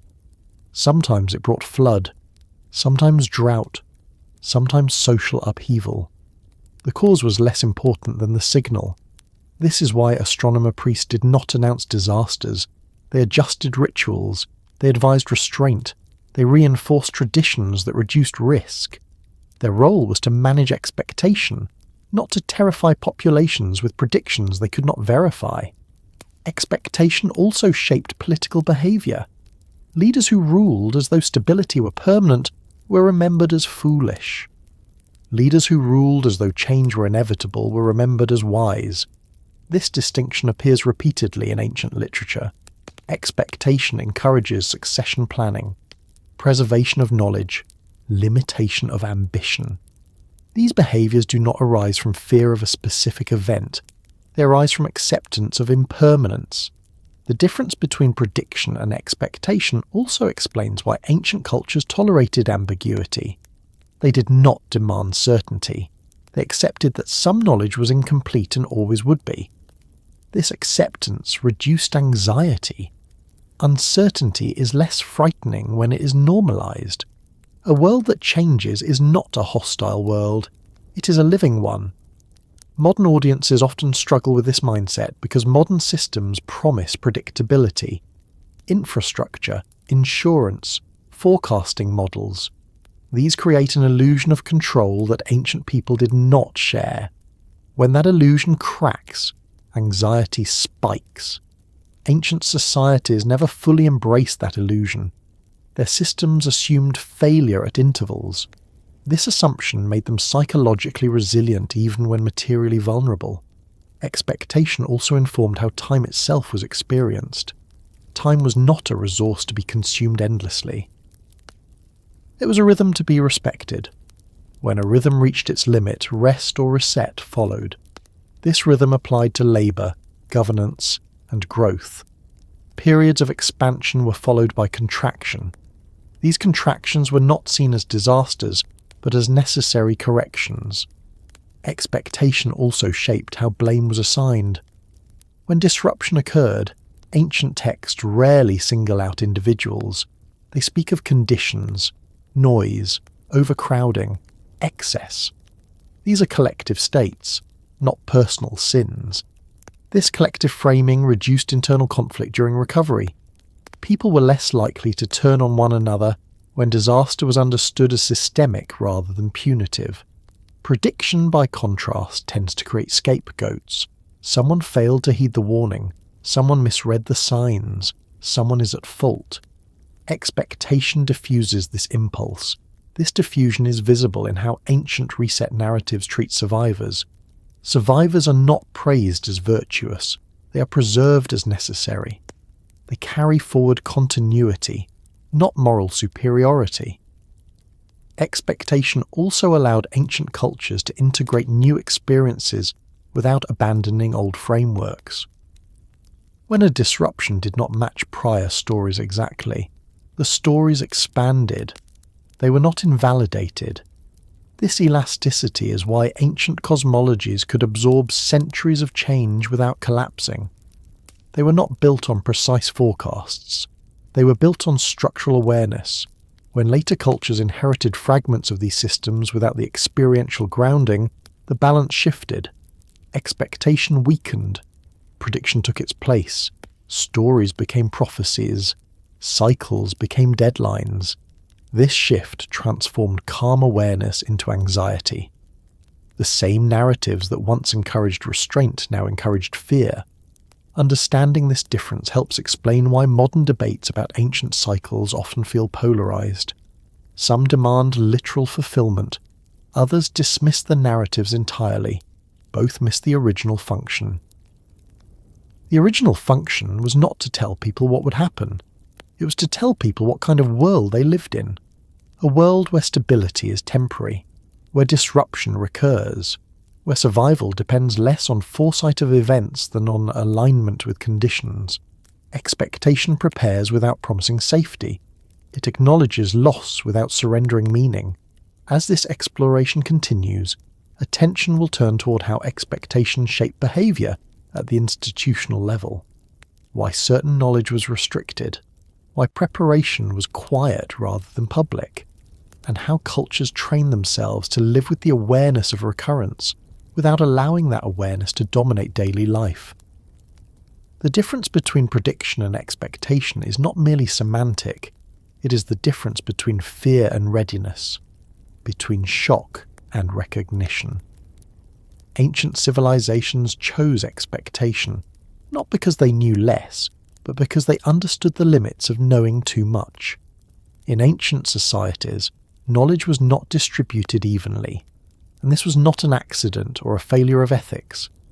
It was a deliberate design choice shaped by experience. Certain kinds of knowledge were understood to be stabilizing only when handled carefully, slowly, and by those trained to live with its implications. This is especially true for knowledge related to cycles, resets, and long-term instability. Such knowledge was not withheld to create mystery. It was restricted to prevent harm. Crowds are reactive. They respond to immediacy, emotion, and perceived threat. Priests, by contrast, were trained for continuity. Their role was not to excite, mobilize, or alarm. It was to preserve structure across time. When ancient civilizations confined certain forms of knowledge to priestly or scholarly classes, they were not denying truth to the population, they were managing expectation. Knowledge of long cycles carries weight.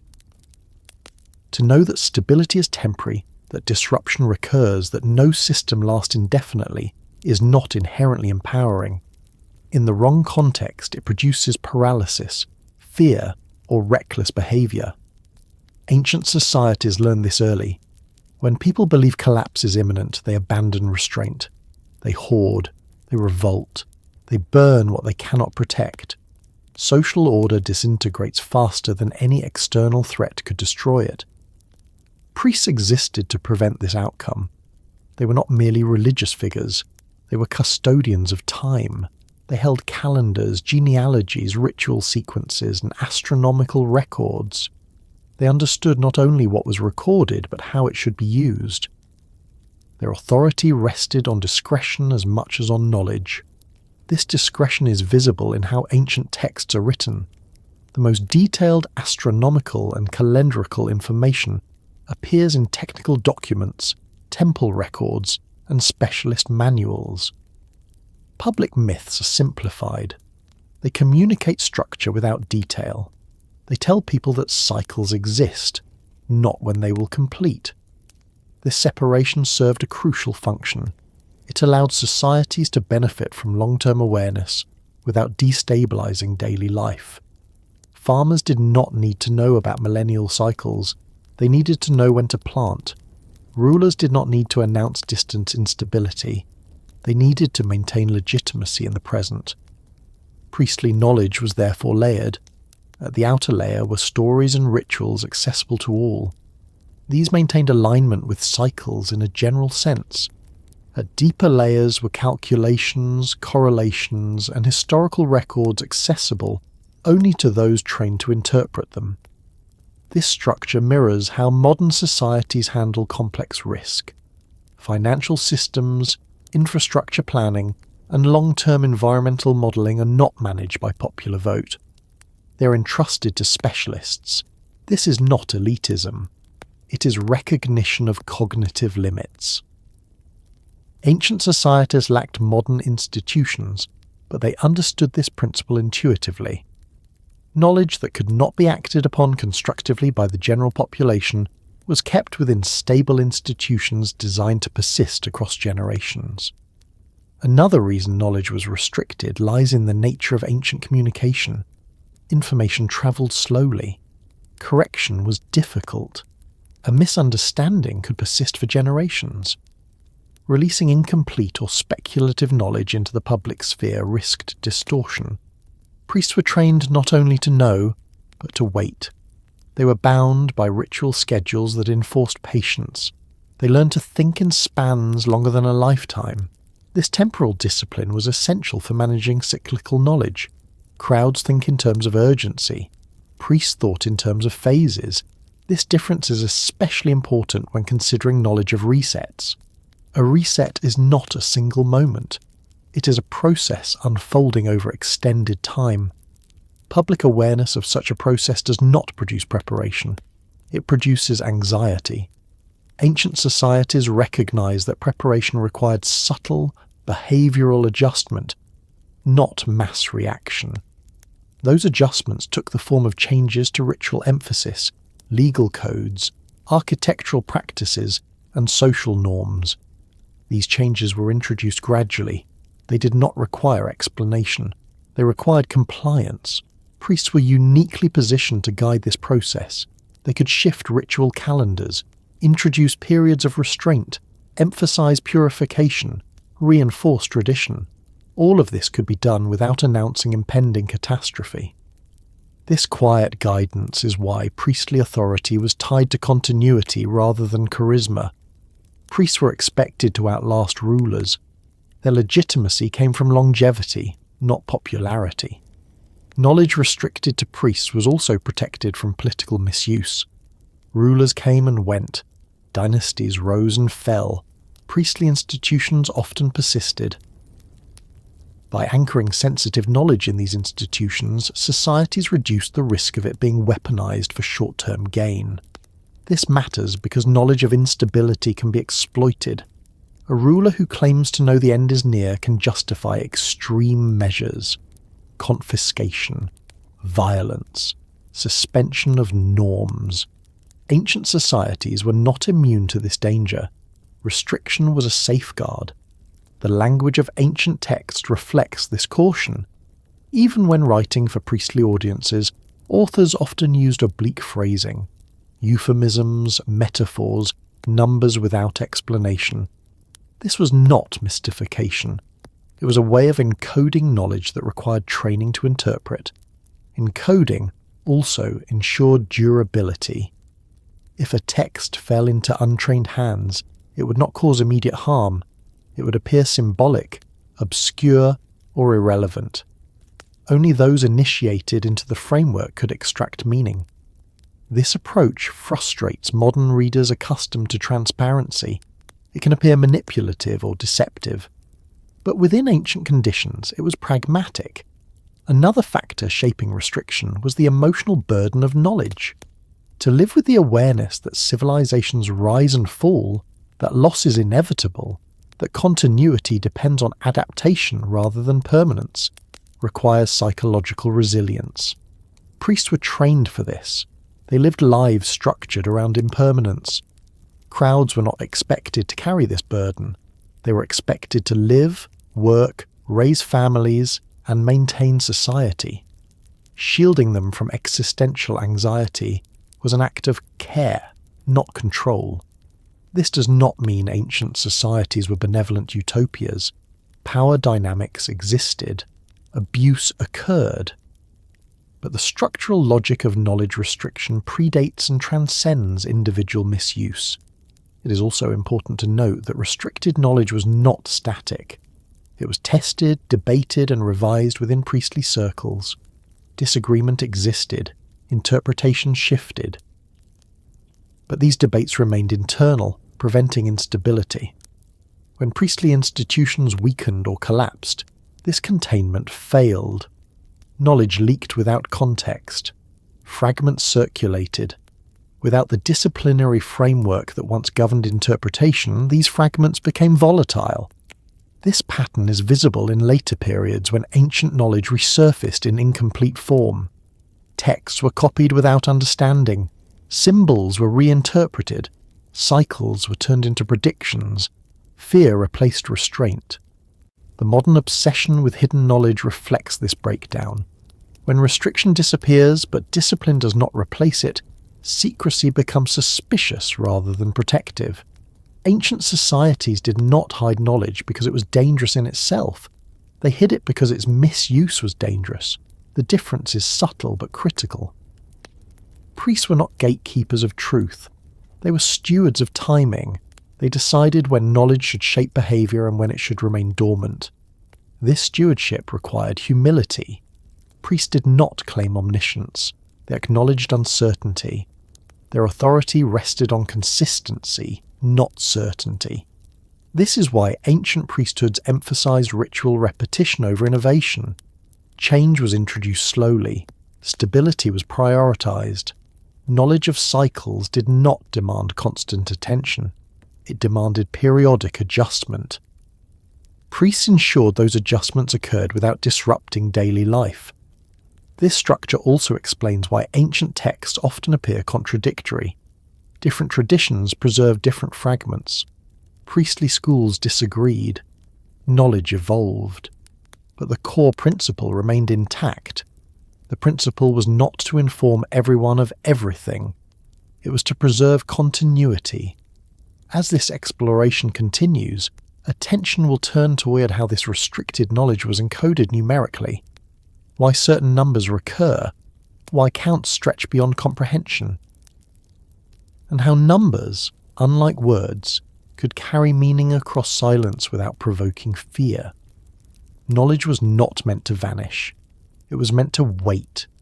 Long counts and impossible numbers appear in ancient records with such consistency that they demand explanation beyond exaggeration or ignorance. They surface in king lists, cosmologies, genealogies, and calendars across cultures that had no contact with one another. Reigns lasting tens of thousands of years, ages spanning hundreds of thousands, cycles extending beyond the lifespan of any species. To a modern reader trained to equate numbers with measurement, these figures seem absurd. But to the ancients, their purpose was not measurement in the narrow sense. It was orientation.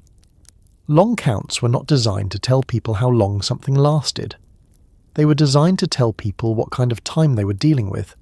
In everyday life, time is manageable. Days can be counted. Seasons can be predicted. A generation can be remembered. But when societies attempted to speak about eras, about transitions that exceeded human memory, ordinary numbers failed. A reign of 30 years feels familiar. A reign of 300 years already stretches credibility. A reign of 30,000 years breaks the frame entirely. And that breaking is intentional. Impossible numbers announce that the subject does not belong to ordinary history. Ancient cultures understood that some periods existed outside the rhythm of lived time. They were not meant to be experienced directly, they were meant to be inherited. Long counts created a category of time that signaled distance, depth, and otherness without requiring explanation. This is why these numbers often cluster around transitions: the time before a flood, the era before separation, the age before mortality. These are not periods meant to be reconstructed precisely. They are meant to be recognized as fundamentally different states of existence. Long counts create separation without detail. They establish a boundary. On one side lies the present order. On the other lies something older, larger, and no longer accessible. The exact length does not matter. The magnitude does. This approach is visible in how ancient king lists operate. Early rulers are assigned reigns that defy biological possibility. Later rulers suddenly become human in scale. This shift is not a mistake. It marks a change in category. The early figures are not merely kings, they are placeholders for an era when authority functioned differently. By using impossible numbers, the text communicates that the rules were not the same. These numbers also serve a protective function. They prevent casual interpretation. A reign of 30,000 years cannot be debated as history. It forces the reader to approach symbolically, structurally, or mythically. This discourages literalism, which could destabilize social order if applied to living rulers. Long counts also slow the mind. They resist immediacy. When confronted with a number too large to grasp intuitively, the reader is forced into contemplation rather than reaction. This is not accidental. Ancient knowledge systems valued reflection over urgency. Urgency destabilizes. Reflection stabilizes. Impossible numbers therefore function as brakes. They prevent the collapse of deep time into present anxiety. They keep long-term cycles at a distance where they can inform behavior without provoking panic. These numbers also encode repetition. Large figures often break down into smaller repeating units, multiples of sacred numbers, cycles nested within cycles. This structure communicates recurrence rather than singularity. The impossibility lies not in the idea that something lasted exactly that long, but in the idea that it belonged to a repeating framework too large to be witnessed once. This nested structure appears clearly in long count calendars. Time is not counted endlessly forward, it resets. Larger cycles roll over into smaller ones. Completion leads not to termination, but to renewal. Impossible numbers make this visible. They announce that time does not end at the limit of comprehension, it turns. Another function of long counts is to preserve proportionality. In a world where written records are fragile, proportion survives better than precision. Saying that something lasted 100 times longer than the present age communicates scale even if the exact value is forgotten. Ancient cultures were deeply concerned with proportion. Harmony depended on balance between elements. Disruption occurred when proportion skewed too far. Long counts preserved proportional relationships across silence. Silence is the enemy of continuity. When records vanish, when languages shift, when institutions collapse, proportional memory survives longer than factual detail.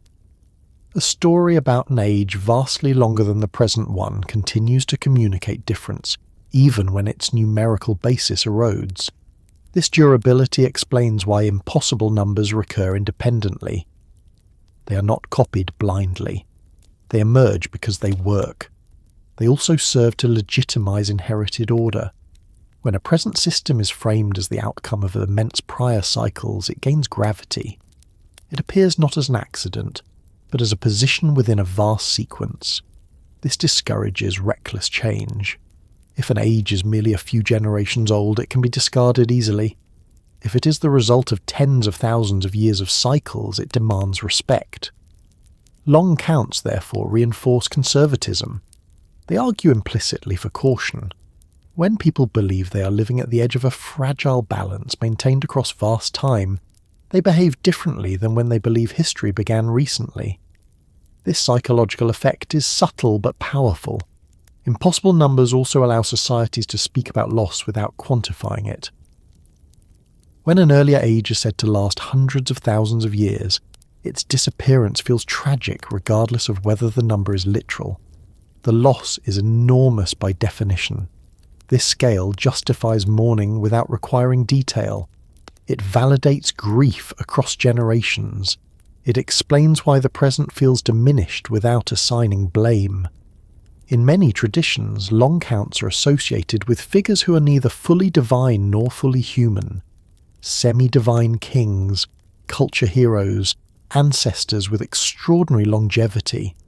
These figures act as bridges between eras. Their exaggerated lifespans reflect their transitional role. They are not meant to be emulated, they are meant to mark a boundary. This boundary matters because it prevents confusion between past and present expectations. When people believe their ancestors lived radically differently, they accept current limitations more readily. Mortality, scarcity, and constraint feel contextual rather than unjust. Long counts also protect against false hope. If a golden age lasted tens of thousands of years and ended, it is unlikely to return in identical form. Renewal will be different, smaller, constrained. This discourages utopian thinking. Ancient societies were wary of utopias. They understood that perfection was unstable. Long counts reinforced this realism. The use of impossible numbers also reflects the limits of ancient numeracy. Counting beyond certain thresholds becomes impractical without advanced notation. Large numbers therefore become symbolic by necessity. But symbolism does not equal inaccuracy. It equals adaptation. Ancient numerical systems were often sexagesimal or vigesimal, built around base cycles that mirrored astronomical observation. Long counts extended these bases outward. They maintained internal logic even when external reference disappeared. This internal logic mattered more than correspondence to physical time. It preserved coherence. Modern readers often assume that ancient people lack the ability to distinguish symbolic from literal. The evidence suggests the opposite. Ancient texts frequently signal their own non-literal intent through scale alone. A number too large to be lived is a cue, not a claim. Impossible numbers also function as containers for uncertainty. When knowledge of exact duration is unavailable, exaggeration acknowledges ignorance without erasing importance. It says, this was a long time, longer than we can measure, but it mattered. This honesty is often mistaken for fabrication. In reality, it is an admission of limits. Long counts also allow different traditions to coexist without conflict. If one lineage claimed an age lasted 100,000 years and another claimed 200,000, the difference was negligible at that scale.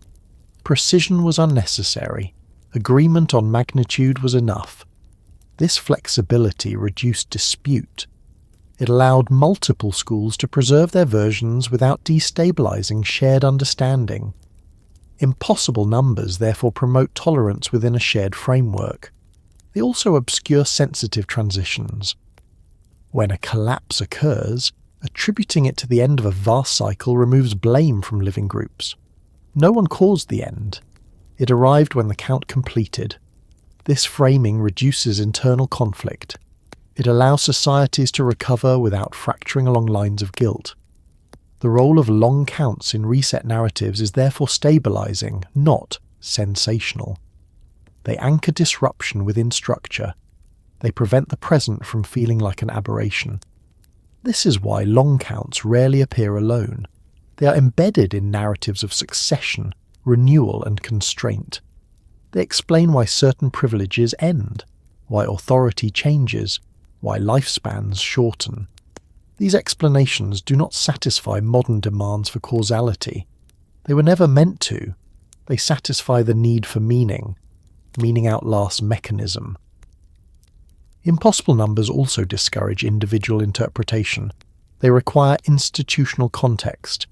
A single person cannot make sense of a cycle lasting hundreds of thousands of years without guidance. This reinforces the role of trained custodians. This is not accidental. Knowledge of deep time is destabilizing when isolated. It must be integrated into ritual, law, and social rhythm to be useful.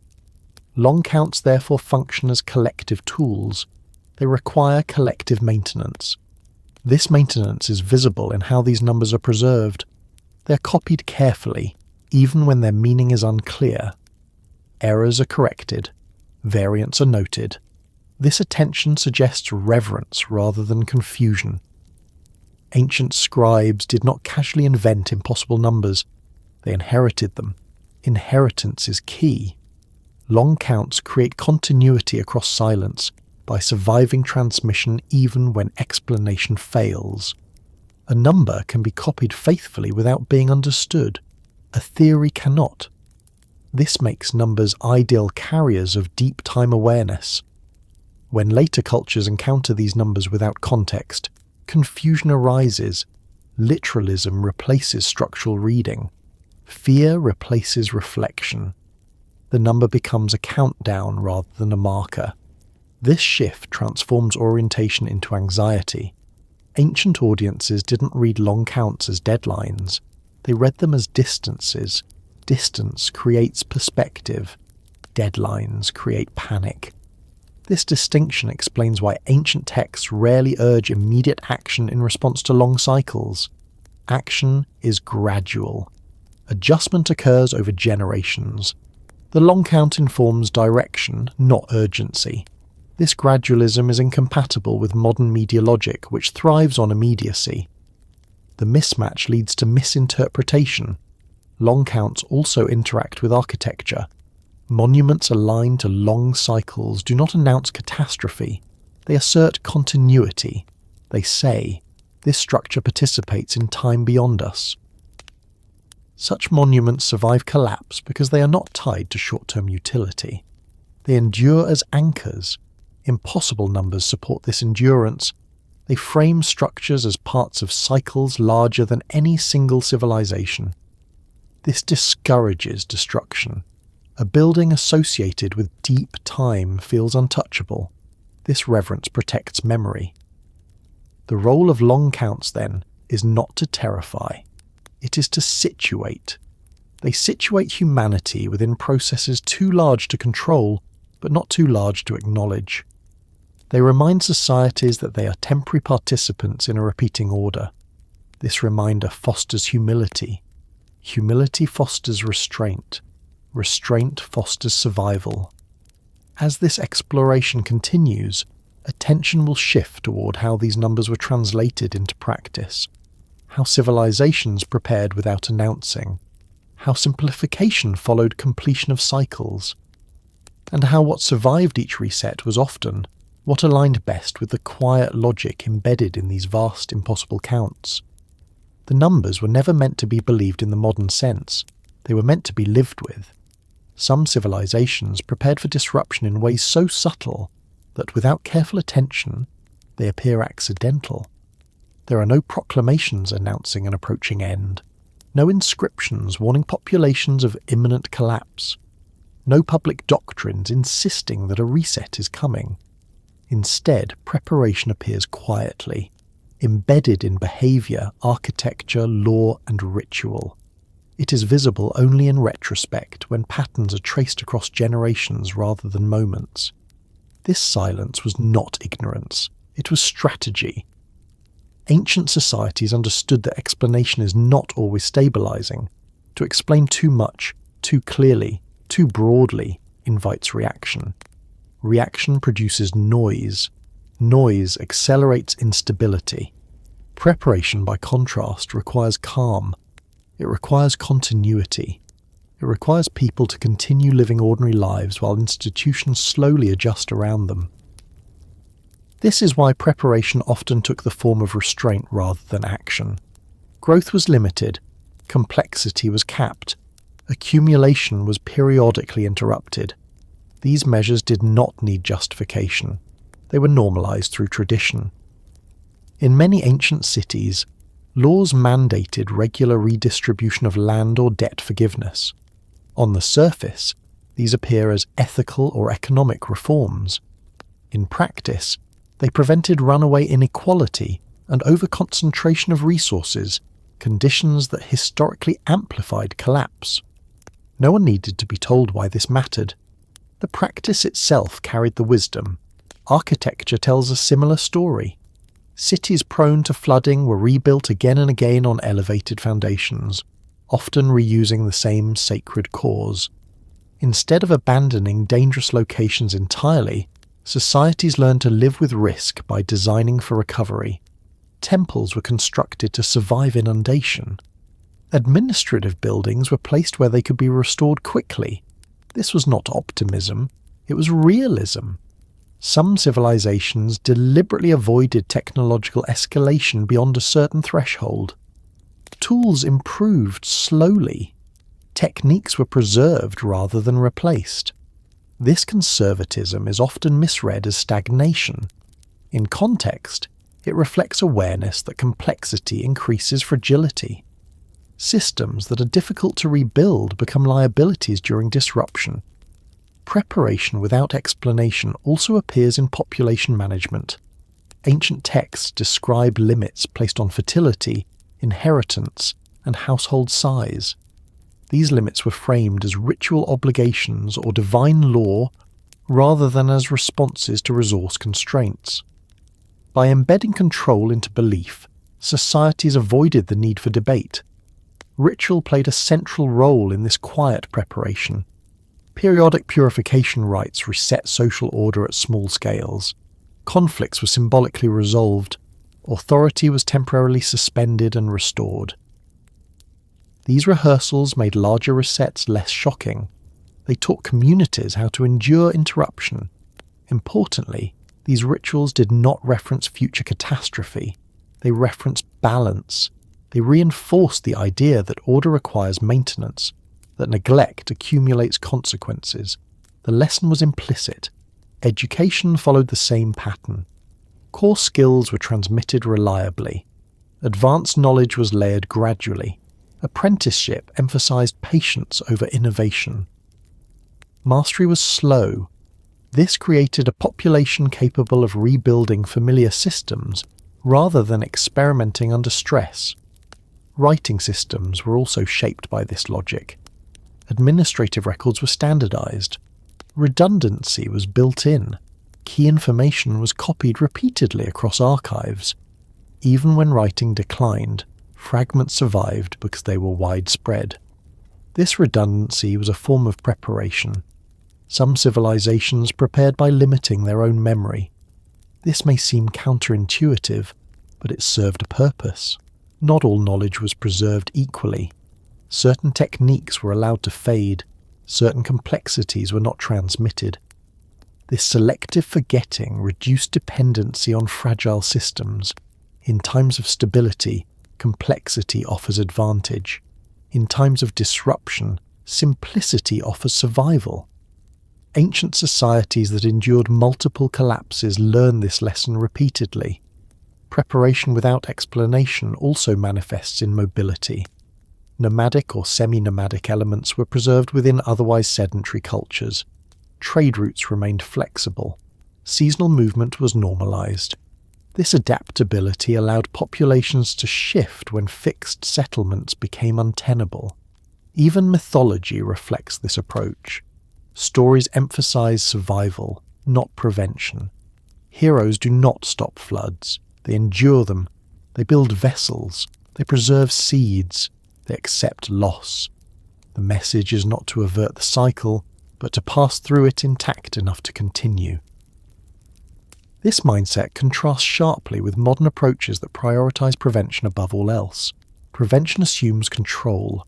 Ancient preparation assumed limits. The decision not to explain was rooted in experience. Societies that attempted to explain too much too publicly faced unrest. People interpreted explanations as predictions. Predictions became deadlines. Deadlines provoked fear. Fear destabilized communities faster than any external force. By keeping preparation implicit, ancient leaders avoided triggering this cascade. Adjustments were framed as tradition rather than response. Continuity was emphasized over change. This is why many ancient reforms appear incremental and conservative, even in the face of evident stress. Leaders did not announce crisis. They adjusted norms quietly. Priestly institutions were essential to this process. They mediated change without announcing its cause. Ritual calendars shifted. Emphases changed. Certain practices were reinforced while others faded. The population experienced continuity, not disruption. When preparation is successful, it leaves little trace. Collapse is softened. Loss is distributed. Recovery is possible. Archaeologically, this appears as gradual change rather than sudden break. Such periods are often misclassified as decline.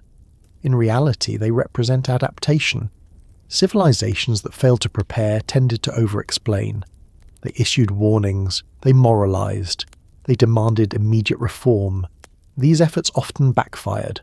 Resistance grew, trust eroded. When disruption arrived, it found societies already fractured. The contrast between quiet preparation and loud prediction is stark. One reduces shock, the other amplifies it.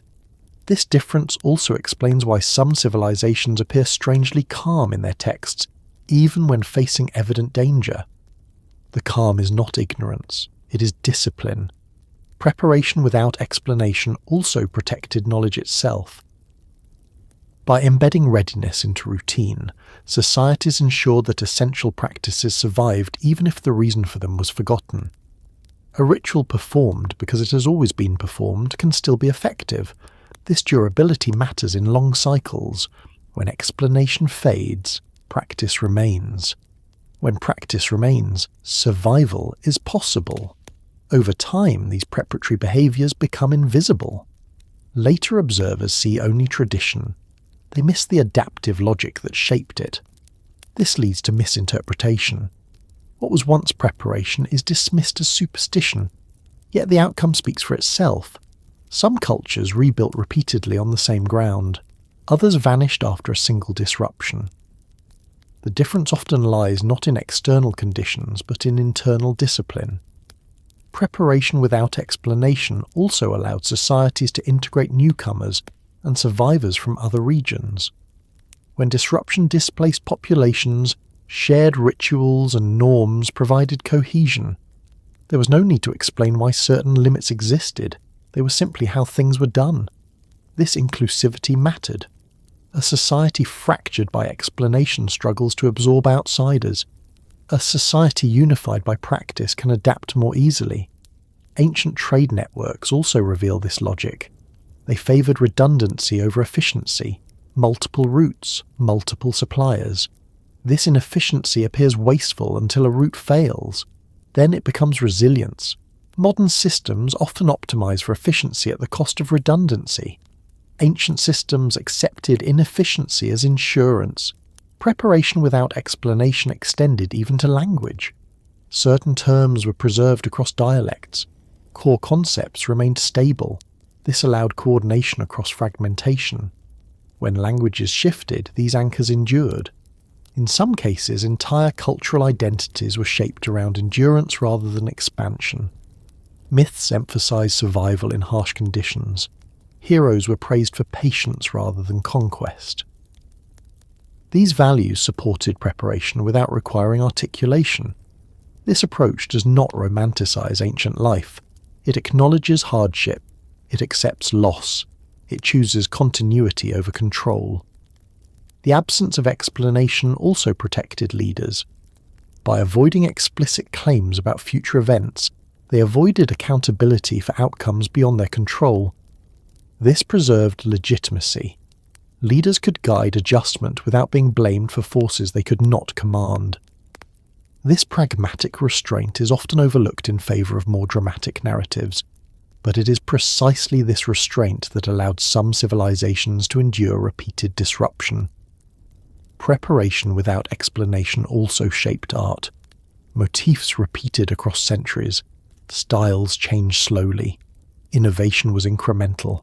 This continuity reinforced identity even as material conditions shifted. In periods following disruption, art often becomes simpler. Ornamentation decreases, function dominates. This simplification is not cultural decline, it is recovery mode. The same pattern appears in legal systems. Laws become shorter, enforcement becomes stricter, ambiguity decreases. This rigidity stabilizes society temporarily. Over time, flexibility returns. These oscillations reflect an underlying awareness of cycles, expansion and contraction, complexity and simplicity, explanation and silence. Civilizations that prepared without explaining accepted that not all knowledge needs to be spoken to be effective. They trusted practice more than proclamation. When explanation is absent, people rely on habit. Habit creates predictability. Predictability reduces fear. Reduced fear increases cooperation. This cooperative resilience is often invisible in grand narratives focused on collapse. It appears ordinary. It leaves fewer monuments. Yet, it is the difference between disappearance and survival. As this exploration continues, attention will turn toward what ancient societies chose to preserve above all else. What knowledge, practices, and structures consistently survived resets, and why those elements, rather than the most impressive achievements, proved most durable when the world shifted and continuity was tested again. Preparation did not require warning. It required remembering how to live as though change belonged to the world, not as though it were an exception waiting to be announced. Across ancient texts, when disruption passes and silence follows, certain elements return with remarkable consistency. Cities may vanish, names may fade, technologies may be forgotten, yet some things reappear so reliably that they form a pattern of survival. These are not the most impressive achievements of a civilization. They are not its tallest monuments or its most elaborate systems. What survives every reset is quieter, simpler, and more deeply embedded in daily life. The texts do not leave this ambiguous. They repeat the same survivors again and again, sometimes explicitly, sometimes indirectly, but always with emphasis. Food knowledge survives, family structures survive, ritual behavior survives, basic tools survive, language fragments survive, memory, though altered, survives. What does not survive is excess. In flood narratives, when the waters recede, the survivors do not rebuild palaces first. They rebuild hearths, they plant crops, they re-establish kinship. The priority is not power or prestige, it is continuity of life. This is not accidental storytelling, it reflects observed reality. After collapse, what matters is what can function immediately without infrastructure. The texts consistently emphasize seeds, literal seeds, grain preserved, livestock pairs saved, agricultural knowledge carried forward. These are not symbolic flourishes, they are practical necessities. A society without stored seed is finished.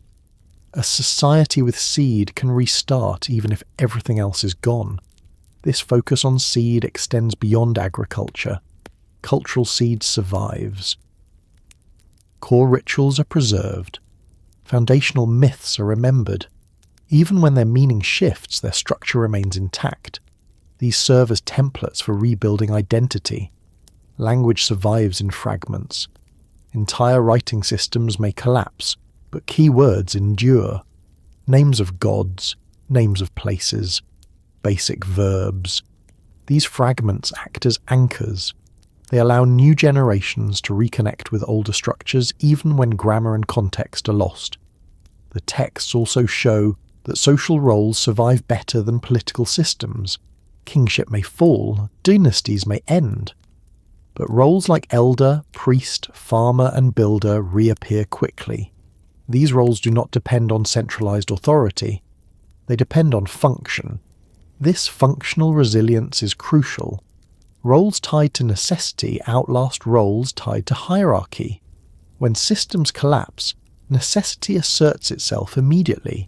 Ritual survives in simplified form, Elaborate ceremonies disappear, core actions remain, offering food, marking time, honouring the dead. These actions require little explanation and minimal resources. They reinforce social bonds at moments when cohesion is fragile. The texts often show ritual reappearing even before formal governance. Survivors perform acts of thanksgiving, purification, or acknowledgement before establishing law or authority. This sequence matters. Ritual stabilizes emotion. It creates shared meaning. It prepares the ground for organization. Moral codes survive, but they narrow. Broad ethical philosophies give way to simple rules. Do not kill within the group. Share resources. Respect elders. Protect children. These principles appear repeatedly after resets. Complexity returns later. Tools that survive are those that can be made locally. Stone blades, wooden implements, pottery. Skills that require rare materials or specialized infrastructure disappear. The texts imply this not through lists but through absence. Technologies mentioned before a reset vanish afterward, sometimes permanently. This selective survival teaches restraint. Ancient societies understood that dependency on fragile systems increases vulnerability. Texts that emphasize survival often praise simplicity, not sophistication. Knowledge transmission also survives, but it changes form. Formal schooling collapses, apprenticeship returns, skills are taught through demonstration rather than theory. This mode of transmission is slower, but more resilient. The texts frequently describe survivors teaching children directly, not through institutions, but through daily practice. This is not nostalgia, it is adaptation. Memory survives unevenly. Precise chronologies are lost. Proportions remain. People remember that something was older, greater, or longer lasting than the present, even if exact details fade. This proportional memory shapes expectations. The repeated appearance of long ages before resets reinforces this. The present is always framed as smaller than what came before. This framing discourages arrogance. It encourages caution. What survives is also what can be carried. Portable knowledge, portable tools, portable stories. Monumental architecture rarely survives intact. Its ruins become materials for later rebuilding. The texts do not lament this reuse. They accept it. Stones are recycled. Foundations are reused. Sacred spaces are rebuilt on the same ground. This continuity matters more than preservation of form. Sacred geography survives resets more reliably than political boundaries. Certain places remain important regardless of who rules them. Springs, high ground, river crossings. These locations reappear in texts across eras. Their significance is practical before it is symbolic. Names of these places endure even when languages change. This suggests that survival is tied to landscape familiarity. People return to what works. Social memory survives through lineage. Family lines are preserved even when states collapse. Genealogies shorten, but they do not disappear. Knowing who one belongs to becomes more important than knowing who rules. The texts often emphasize that survivors are not chosen for virtue or power, but for position. They are in the right place. They possess the right skills. They carry the right knowledge. Survival is situational, not moral. This distinction is critical. It removes the idea that resets reward righteousness. They reward adaptability. Religious concepts survive, but they simplify. Complex theologies collapse into core ideas. Order exists, balance matters, excess leads to correction. These ideas persist across resets in various forms. The names of gods may change, their functions remain. A god of water remains important in flood-prone regions. A god of fire persists in arid lands. Function outlasts identity. This functional continuity explains why ancient religions appear layered. Older concepts remain beneath newer names. Each reset adds a layer without erasing the foundation. Legal principles survive in skeletal form. Formal codes vanish. Custom remains. People continue to resolve disputes using inherited norms. Written law returns later. The texts also show that humour survives. Stories include irony. Gods make mistakes. Humans adapt creatively. This is not frivolous. Humour reduces fear. It helps societies cope with loss. Music survives in rhythm if not in instrument. Drums return. Simple melodies persist. Music requires minimal resources and reinforces group cohesion. Trade survives at reduced scale. Long-distance networks collapse. Local exchange continues. Barter replaces currency. Trust becomes personal. This contraction is temporary. Expansion follows when stability returns. The texts do not portray this as failure. It is recovery. Education survives through storytelling. Children learn through narrative rather than instruction. Stories encode lessons about restraint, cooperation, and survival. What does not survive is obsession with permanence. Texts after resets do not emphasize eternal monuments or unchanging systems. They emphasize cycles. This emphasis is deliberate.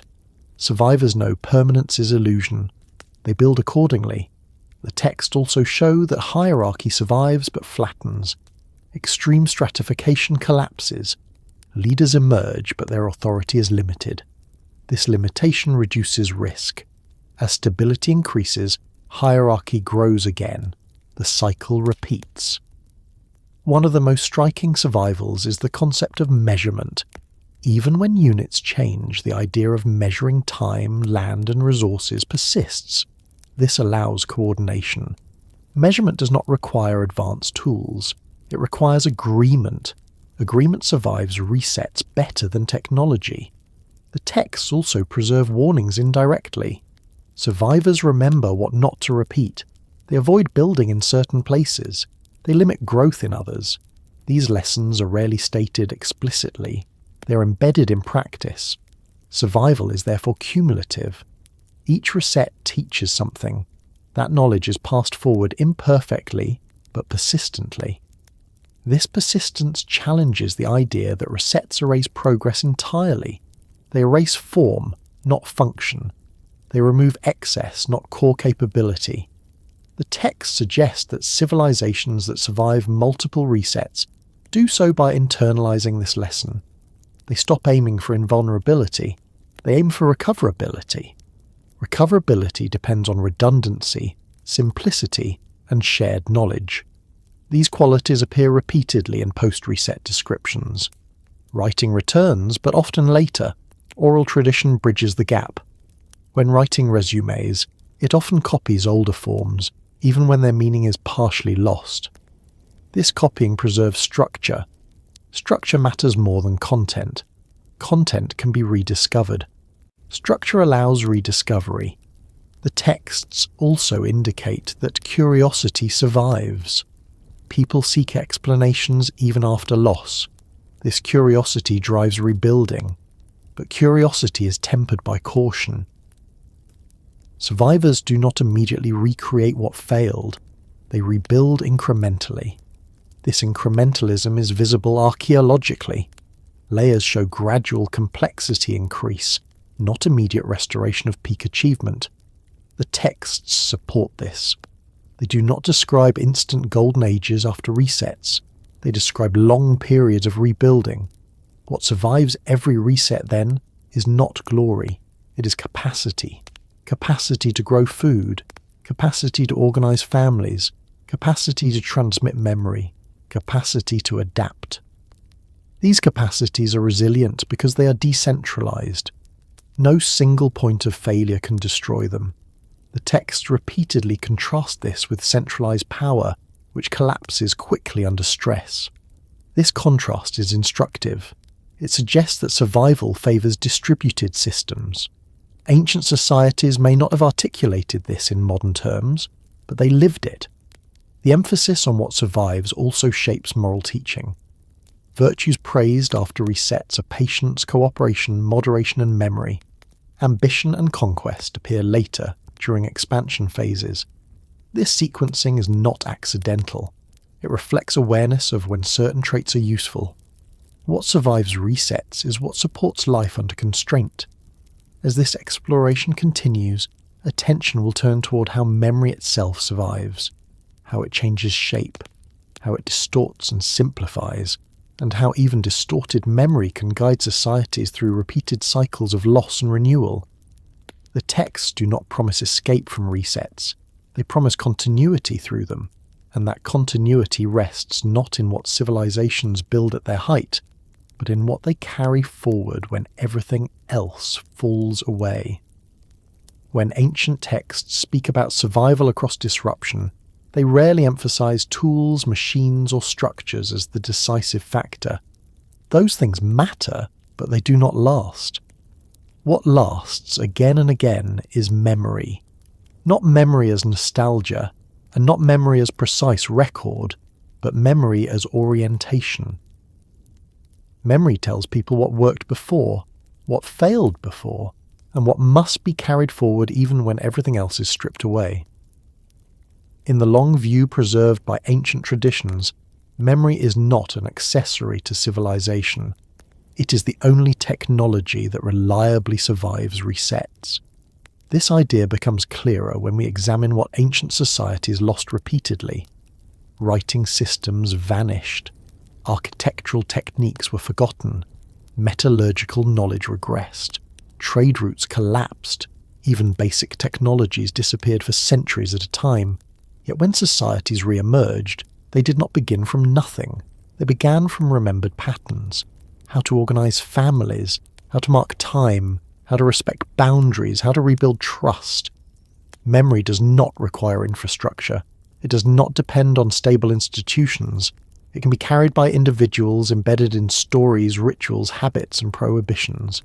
Because of this, it survives conditions that destroy every other form of knowledge transmission. Ancient cultures understood this instinctively. They invested enormous effort into shaping memory rather than preserving detail. They accepted distortion as inevitable and designed memory to remain useful even when accuracy failed.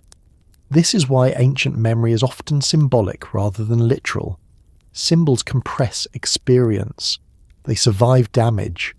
A story about a flood does not preserve hydrological data. It preserves the idea that water can erase boundaries and that survival depends on preparation and restraint. A story about fire does not preserve temperature measurements. It preserves the idea that excess invites cleansing and that renewal follows destruction.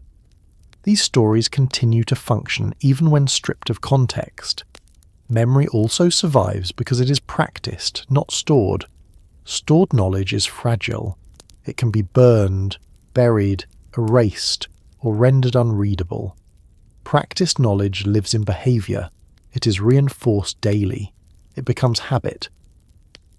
Habit survives disruption better than instruction. This is why ancient societies embedded memory into routine. Daily rituals, seasonal festivals, repetitive labour. These actions were not merely cultural decoration. They were mnemonic systems. They trained the body and the community to remember without conscious effort. When memory is embodied, it does not need explanation. It does not need belief. It persists through repetition. Ancient texts often contrast memory with writing explicitly or implicitly. Writing is praised, but it is never treated as sufficient on its own. Writing records, but memory understands. When writing fails, memory fills the gap. When memory fails, writing becomes meaningless. This balance explains why so many ancient traditions emphasize oral transmission even after writing exists. Oral transmission is slower and less precise, but it is adaptive. It allows adjustment. It absorbs context. It changes shape while preserving function. Memory also survives because it is social. It exists between people rather than inside objects. When one person forgets, another remembers. When one lineage ends, another continues. This redundancy makes memory resilient. Technologies, by contrast, are often centralized. A single forge, a single workshop, a single archive. When that node fails, the knowledge collapses. Memory distributes risk. This is not accidental. Ancient societies that endured repeated disruption learned to value decentralization long before they had language to describe it. They preserved knowledge in multiple forms, across multiple carriers. The emphasis on memory is visible in how ancient texts treat ancestors. Ancestors are not merely honoured, they are consulted. Their stories guide present behaviour. Even when historical accuracy is questionable, the memory serves a regulatory function. An ancestor who survived a flood teaches caution. An ancestor who angered the gods teaches restraint. These lessons persist even if the ancestor never existed as described. The function matters more than the fact. Memory also shapes identity. After a reset, identity is fragile. People need to know who they are and where they belong. Memory provides this continuity. It links the present to something older, even if the link is imperfect. This linkage reduces panic. A people who believe they are entirely new are more likely to fracture. A people who believe they are continuing something older behave with more confidence and patience. Memory also survives because it tolerates ambiguity. It does not demand closure. Stories can be retold differently without breaking their core. This flexibility allows memory to adapt to new conditions. Technologies demand precision. A tool either works or it does not. Memory can work imperfectly and still guide behaviour effectively. Ancient civilizations appear to have recognized this difference and acted accordingly. When preparing for long-term survival, they invested less in preserving exact methods and more in preserving orientation. What matters? What endangers balance? What allows recovery? This orientation is visible in moral frameworks that persist across resets. Moderation, cooperation, respect for limits. These values do not require advanced technology to enact. They can be practiced under any conditions. Memory also preserves warnings more effectively than records. A written warning requires literacy, access, and trust. A story heard as a child embeds caution at an emotional level. Emotional memory outlasts factual memory. This is why ancient warnings are rarely explicit. They are embedded in narrative. They do not announce danger. They normalize restraint. Memory also functions across silence. When generations pass without records, memory continues to evolve. It may distort, but it does not disappear. This is crucial in long cycles where silence is inevitable. Silence is destructive to documentation, but not to memory. Memory adapts to silence by simplifying. What survives is what is repeated most often and what resonates most deeply. Ancient societies seem to understand that simplicity aids survival. They allowed complex knowledge to fade when it could not be maintained safely. This was not loss, it was triage. The knowledge that survived was the knowledge that could be reconstructed later. How to grow food, how to build shelter, how to organize labour. Advanced techniques could be rediscovered. Orientation could not. Memory also governs expectation. A society that remembers previous resets expects disruption, without needing to predict it. This expectation shapes behaviour quietly. People build less rigidly. They invest in recoverability. They avoid assuming permanence. These behaviours are not taught through manuals. They are inherited through memory. This inheritance often appears conservative. Ancient societies are criticised for resisting change. In context, this resistance is protective. Innovation increases fragility. Memory values continuity. This does not mean ancient societies rejected innovation entirely. They adopted it cautiously, testing it within established frameworks. Memory acted as a filter. When memory weakens, innovation accelerates unchecked. Systems grow rapidly. Complexity increases. Fragility rises. When disruption occurs, collapse is severe. This pattern appears repeatedly in the archaeological record. Periods of rapid advancement are often followed by sharp collapse. Periods of slower change show greater resilience. Memory moderates ambition. Ancient texts frequently frame loss of memory as catastrophic. Forgetting rituals, forgetting names, forgetting boundaries. These failures precede collapse. The texts rarely attribute collapse to external enemies alone. They attribute it to forgetting. Forgetting here does not mean ignorance. It means loss of orientation. People no longer know when to stop. This emphasis suggests that ancient societies viewed memory as a regulatory system. It kept behaviour within sustainable limits. Memory also survives through place. Landscapes remember. Ruins persist. Paths remain. These physical memories guide behaviour even when stories fade. Ancient people returned to the same sites repeatedly, rebuilding atop ruins. This was not laziness. It was memory encoded in geography.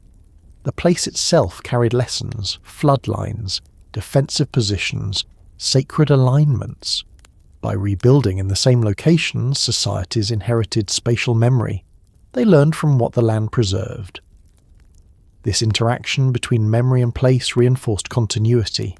Even when names changed, functions persisted. Memory also survives through rhythm. Seasonal cycles, work patterns, daily routines.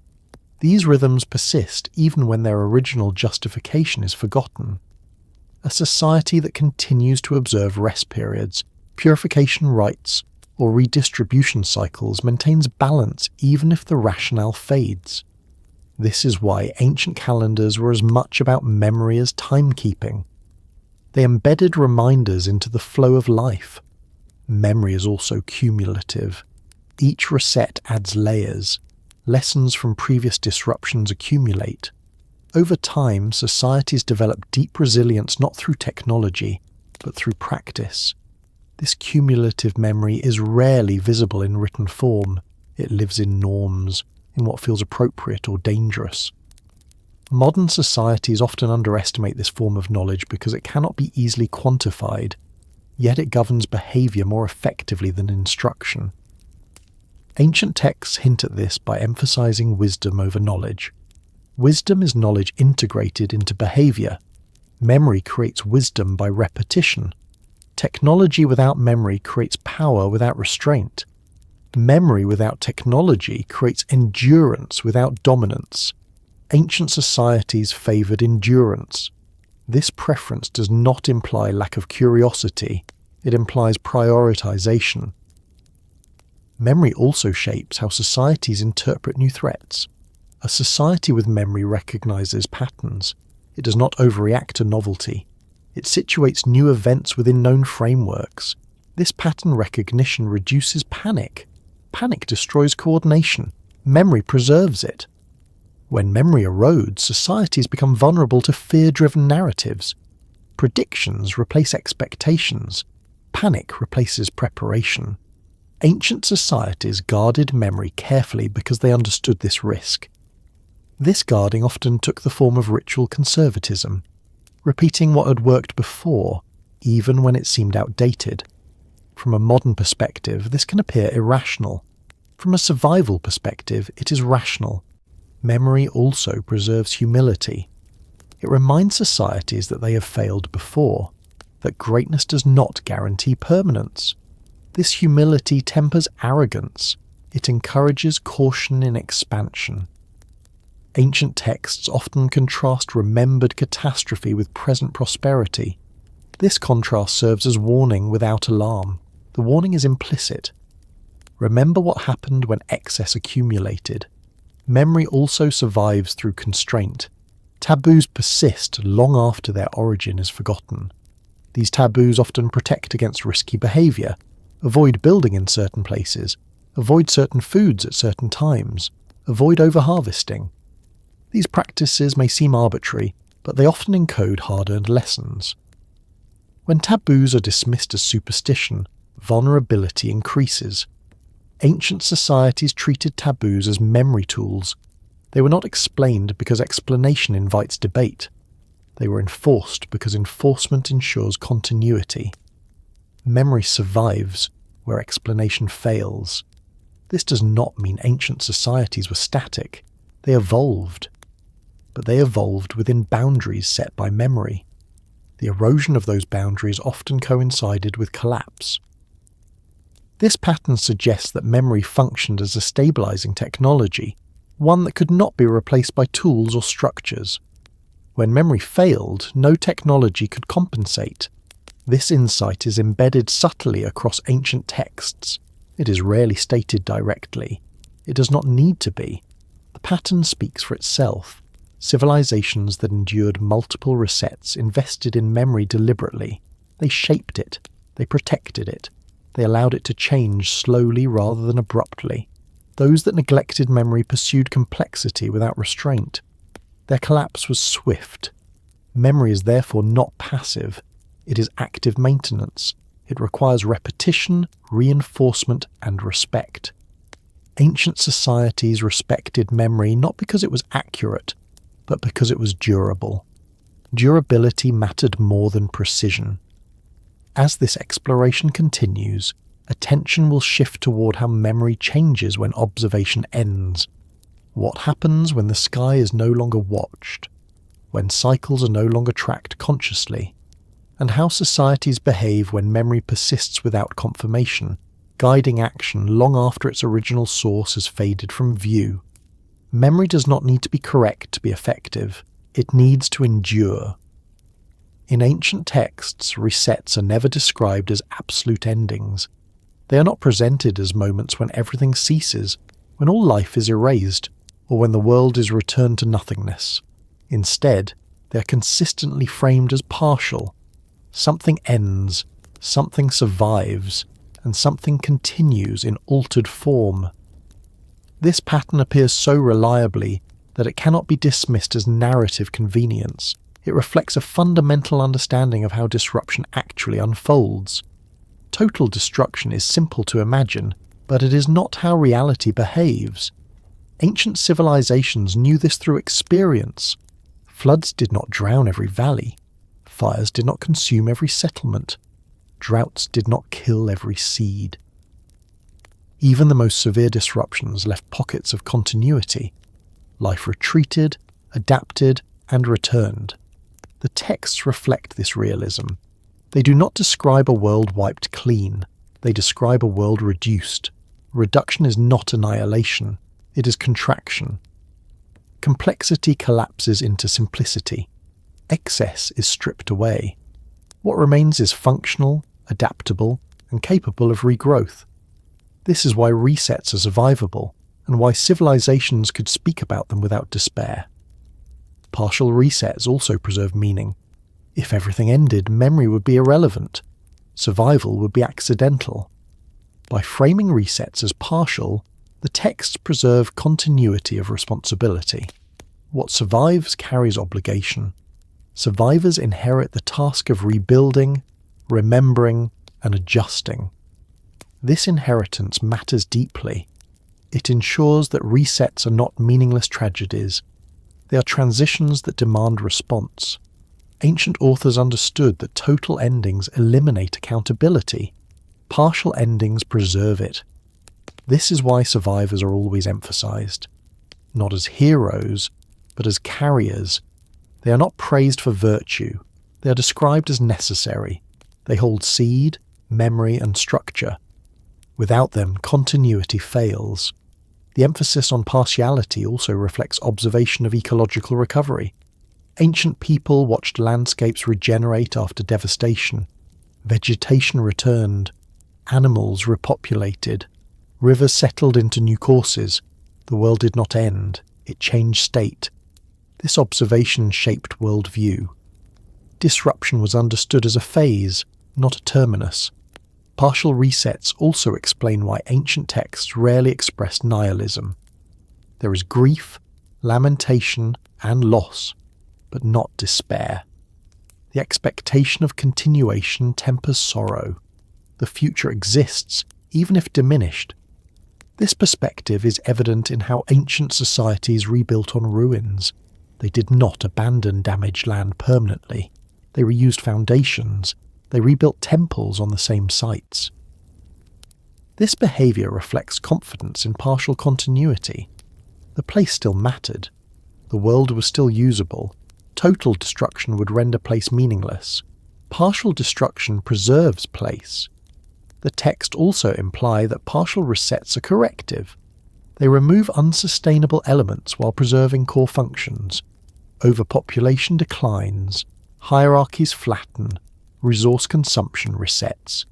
These changes restore balance without requiring extinction. This corrective logic appears repeatedly. When systems grow too rigid or dense, disruption reduces them. When order becomes brittle, complexity collapses. What remains is flexible. This flexibility is essential. A total reset would require creation from nothing. A partial reset allows adaptation from what remains. Ancient societies did not believe creation occurred once. They believed creation occurred repeatedly, in stages. Each reset reorganized rather than obliterated. This understanding shaped moral reasoning. If resets were total, moral behavior would be irrelevant. If nothing survives, nothing matters. By framing resets as partial, ancient texts reinforce ethical continuity. Actions have consequences across cycles. Survivors carry lessons forward. They adjust behavior. They impose limits. These adjustments aim to delay or soften future resets. This does not imply belief in control. It implies belief in influence.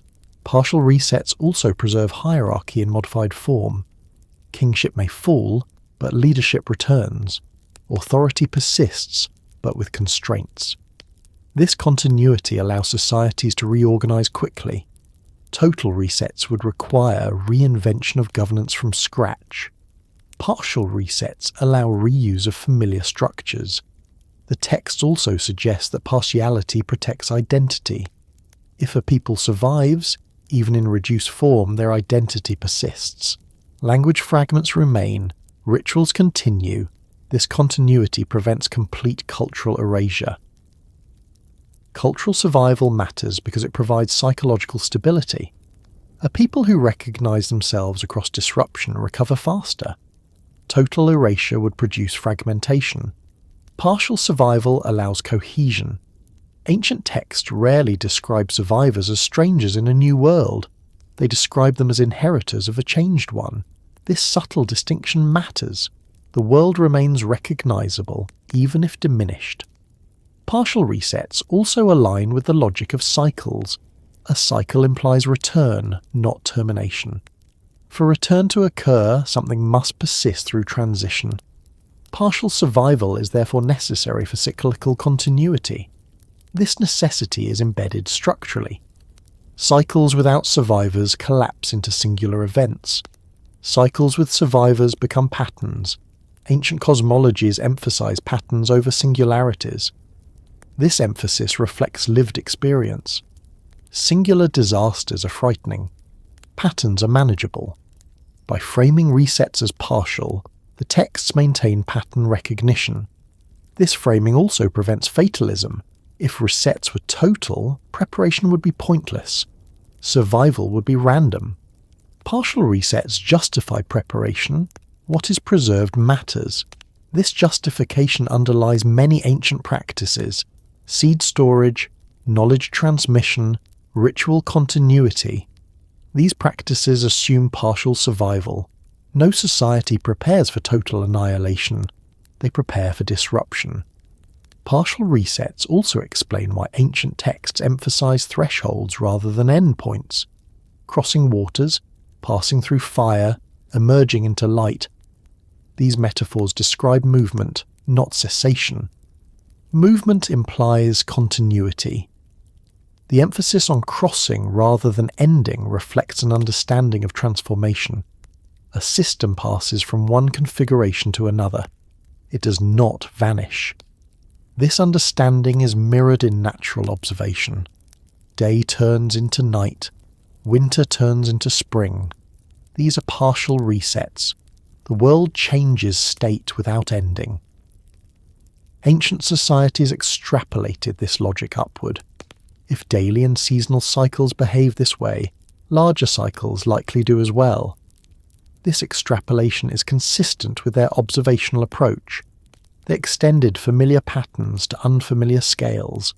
Partial resets also preserve narrative coherence. Stories that end completely cannot be continued. Stories that pause or transform can. Ancient storytelling is iterative. Myths build upon earlier myths. New layers are added. Old ones remain visible. This layering requires partial continuity. The same applies to legal and moral frameworks. Laws adapt after disruption. They do not disappear entirely. Custom survives even when codes collapse. Partial survival of norms allows societies to function immediately after reset. Total loss would create chaos. The texts reflect this urgency. Survivors re-establish order quickly. They perform rituals, they assign roles, they restore boundaries. This rapid restoration suggests familiarity. People know what to do. Memory guides action. Memory cannot guide action if nothing survives. Partial resets also allow for differentiation between eras. Each era is distinct but connected. This allows ancient societies to speak of progress and decline without assuming linearity. They did not believe each era was better or worse absolutely. They believed each had its own constraints. This relativism reduces despair. A diminished era is not a failed era. It is an adjusted one. Ancient texts often describe post-reset worlds as smaller, harsher, or more constrained. Lifespans shorten. Resources decrease. Authority tightens. These descriptions acknowledge loss without framing it as injustice. The loss is contextualized. It follows imbalance. It restores limits. Partial resets also allow ancient societies to critique excess indirectly. Instead of condemning specific behaviors, they show consequences at scale. Overreach leads to reduction. This indirect critique is safer and more durable than explicit condemnation. Total resets would eliminate this didactic function. There would be no audience left to learn. Partial resets preserve the audience. This preservation also supports long-term adaptation.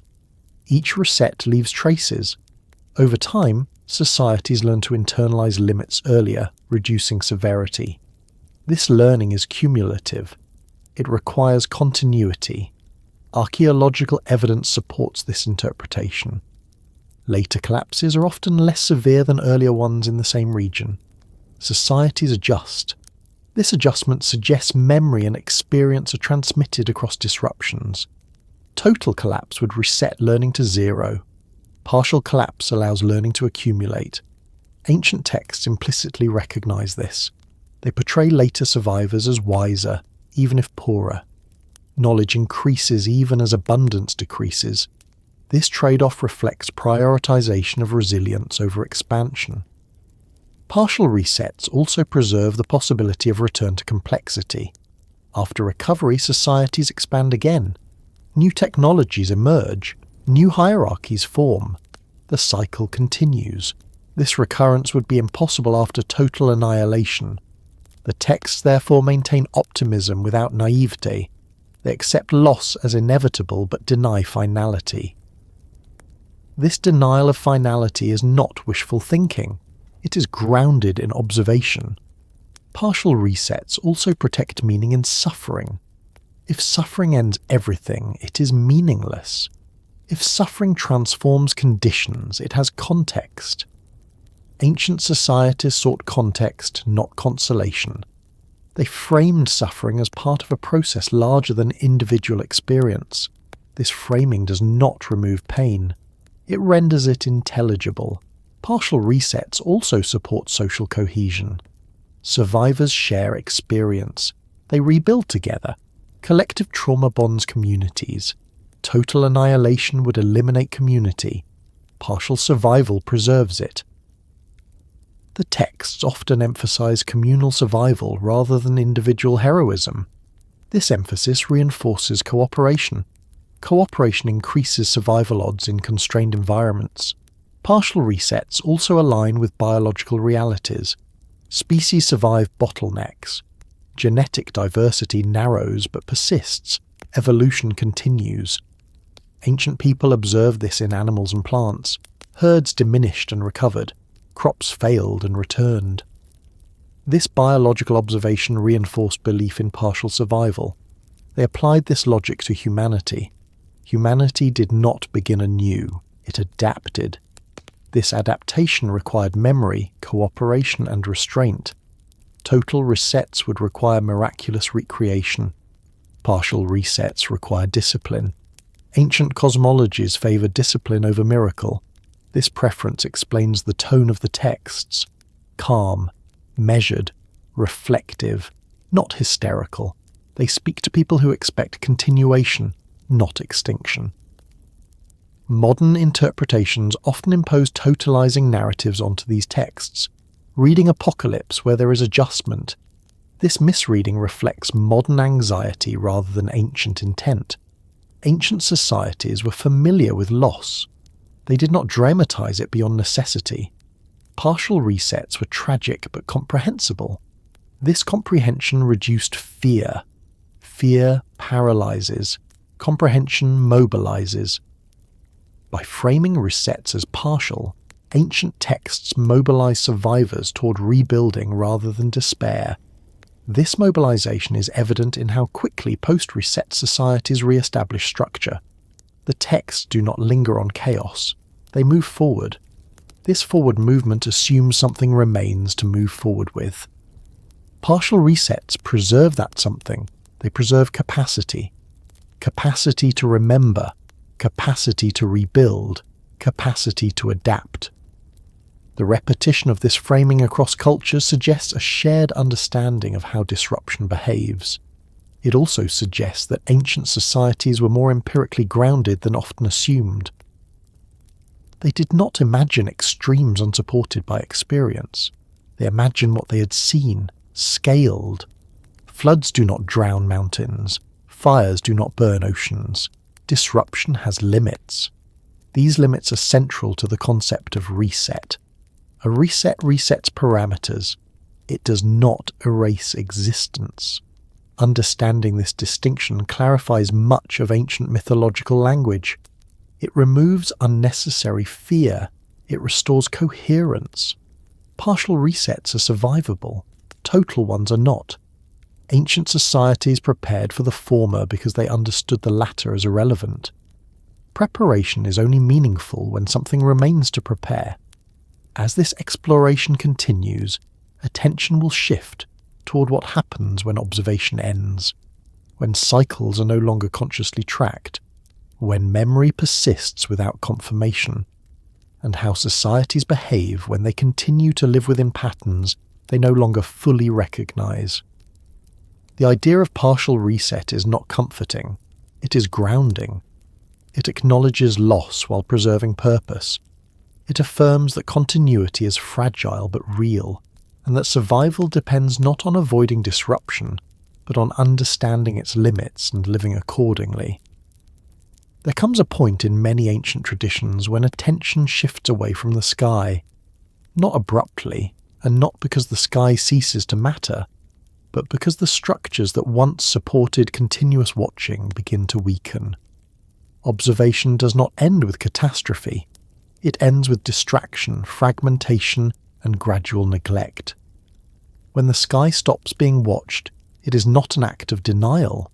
It is a consequence of changing priorities. Ancient skywatching required stability. It required institutions that could outlast individuals. It required trained observers who were supported by society and insulated from immediate survival pressures. When these conditions eroded, the practice of sustained observation eroded with them. This erosion is visible in the record, not through declarations, but through absence. Calendars simplify. Astronomical records become shorter and less precise. References to long cycles fade. The language shifts from measured recurrence to generalized symbolism. The sky remains present in myth, but its role changes. Watching the sky is a luxury of continuity. When societies are forced into recovery mode, attention narrows, immediate needs dominate, Food, shelter, security, long-term observation becomes secondary. No one announces this shift. It happens quietly, as resources are reallocated and memory thins. The sky does not stop moving when it stops being watched. Cycles continue, alignments occur, returns happen whether or not they are noticed. The difference lies in interpretation. When the sky is watched, change is contextualized. When it is not, change feels sudden and inexplicable. This is where anxiety enters the historical record. Ancient texts written during periods of stable observation speak calmly about celestial change. They describe movements, crossings, and cycles without urgency. Texts written after observation weaken speak more dramatically. The same phenomena are personified, moralized, or framed as intervention. This shift reflects loss of familiarity. What is familiar is not frightening. What is unfamiliar invites projection. When the sky stops being watched, knowledge of timing decays. Without timing, expectation collapses. Without expectation, every disruption feels unique. Without context, recurrence looks like surprise. This transition is subtle but profound. A society that once understood itself as living inside cycles begins to experience itself as living under threat.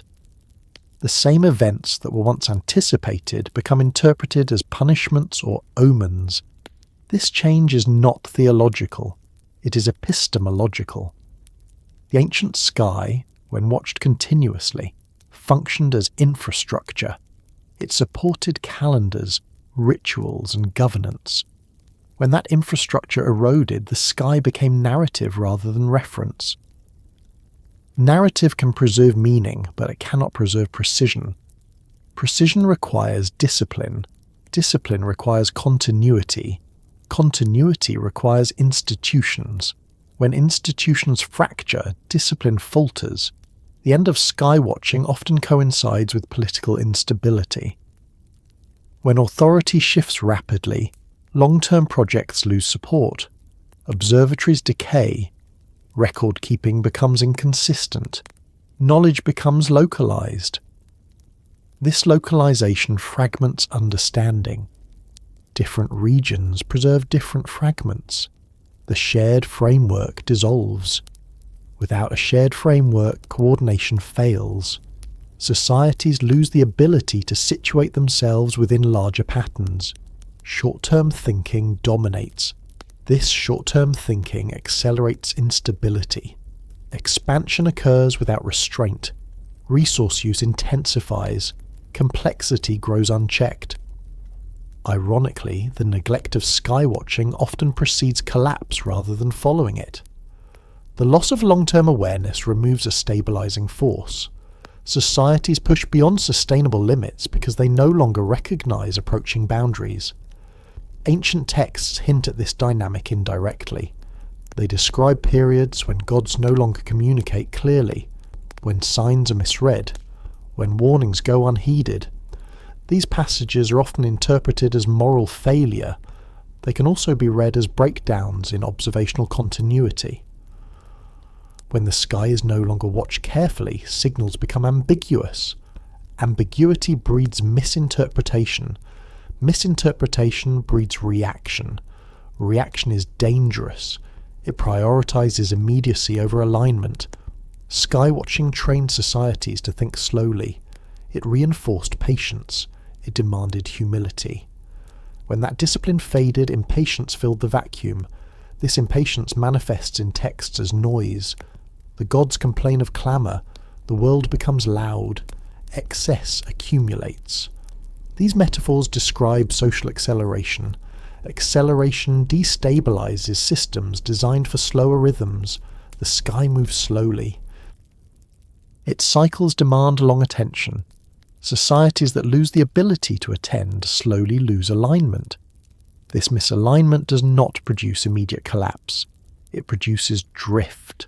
Small errors accumulate. Calendars slip. Ritual timing loses coherence. Symbolic acts detach from natural cycles. At first, these discrepancies seem harmless. Over time, they compound. When the sky stops being watched, memory decouples from observation. Memory persists, but it is no longer refreshed by confirmation. Stories continue to be told, but they are no longer grounded in lived experience. This decoupling transforms memory into belief. Belief can sustain identity, but it cannot correct error. Without observation, belief hardens. Interpretations ossify. Adaptation slows. Ancient societies that maintained skywatching remained flexible. They adjusted calendars, revised interpretations, updated rituals. Those that lost observational discipline became rigid. Rigidity increases vulnerability. This rigidity is visible in later periods where myths become fixed and literalized. Stories that once described patterns become doctrines. Deviations are punished rather than examined. This shift reflects loss of confidence in observation. When people can no longer verify patterns, they cling to inherited forms. Clinging replaces watching. The sky also stops being watched when writing becomes more trusted than observation. Texts replace experience. Authority shifts from observers to interpreters. This transition has benefits. Writing preserves knowledge across distance. It allows accumulation, but it also introduces fragility. Text frees understanding at a moment in time. Without active observation, texts become outdated. They continue to be copied, but their alignment with reality weakens. Ancient cultures were aware of this risk. This is why oral tradition persisted alongside writing. Oral transmission allowed adaptation. When oral tradition weakened, rigidity increased. The sky stops being watched when societies believe they already know what it will do. Familiarity turns into assumption. Assumption erodes attention. Attention requires humility. It assumes that understanding is incomplete. When humility fades, observation declines. This decline is rarely noticed until consequences appear. When disruption occurs without expectation, shock intensifies. The event feels unprecedented even if it is not. This shock amplifies fear. Fear drives reactive narratives. Reactive narratives reframe cycles as invasions, punishments, or anomalies. They externalize responsibility. They obscure structural causes. This externalization prevents learning. If disruption is blamed on supernatural anger or singular enemies, systemic issues go unaddressed. Ancient texts composed during periods of reduced skywatching often emphasize moral failure over imbalance. This shift reflects loss of structural perspective. Moral narratives simplify causality. They assign blame. They provide closure, but they do not support adjustment. Structural narratives, by contrast, emphasize conditions. They encourage restraint. They support adaptation. When the sky stops being watched, societies lose access to structural narratives. This loss is gradual. It does not eliminate all knowledge at once. Fragments persist. Calendars remain. Rituals continue, but their function changes. Ritual becomes performance rather than alignment. Calendars become tradition rather than tool. Myths become doctrine rather than memory. These transformations reduce effectiveness. The sky also stops being watched when populations grow dense and urban life dominates. Artificial light obscures stars. Buildings block horizons. Night becomes interior. Urbanization disconnects people from natural rhythms. Observation becomes specialized rather than communal. Specialization increases efficiency but reduces redundancy. When specialized institutions fail, knowledge collapses. In earlier periods, many people watched the sky incidentally. Farmers observed seasonal shifts. Travelers tracked stars. Sailors navigated by constellations. This distributed observation created resilience. As observation concentrates into fewer hands, resilience declines. This concentration is evident in later priesthoods that guard astronomical knowledge tightly. When those priesthoods fall, knowledge disappears. The earlier distributed model allowed partial survival even when institutions failed. This difference explains why some ancient cultures retained sky awareness longer than others. Nomadic and agrarian societies often preserved observational habits better than highly centralized urban empires. Centralization prioritizes control over alignment. Alignment requires feedback from environment. When feedback weakens, error grows. The sky stops being watched when societies prioritize explanation over experience. Interpretation replaces observation. Stories replace watching. This substitution is subtle. People continue to talk about the sky. They continue to tell stories, but they no longer verify. Verification requires effort. Effort competes with survival needs. When survival is threatened, long-term verification seems expendable. Ironically, this choice increases vulnerability. Ancient texts often portray this moment as forgetfulness. People forget the signs. They forget the old ways.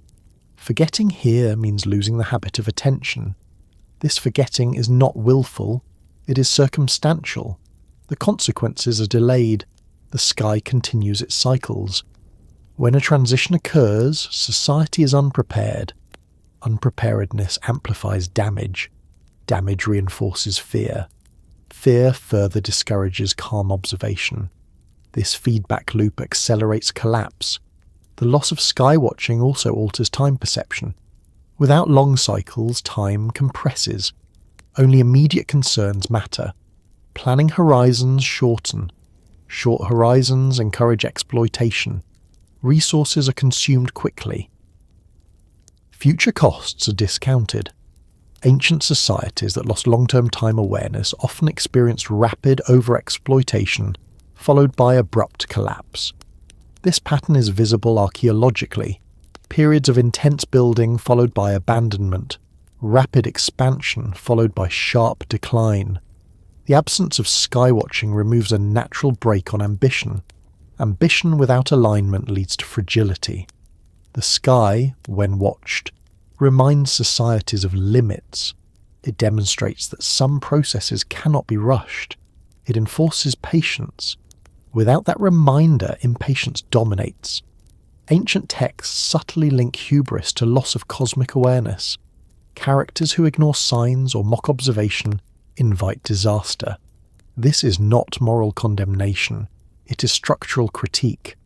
Ignoring feedback destabilizes systems. The sky stops being watched not because people stop caring, but because care is redirected toward immediate threats, toward internal conflict, toward survival. This redirection is understandable. It is also dangerous. The loss of skywatching does not guarantee collapse. It increases probability. Some societies recover observational practices after disruption. They rebuild institutions. They re-establish calendars. They regain alignment. Others do not. They rely on inherited stories without renewal. Over time, those stories lose relevance. When stories lose relevance, they lose authority. Authority erodes. Coordination weakens. Fragmentation increases.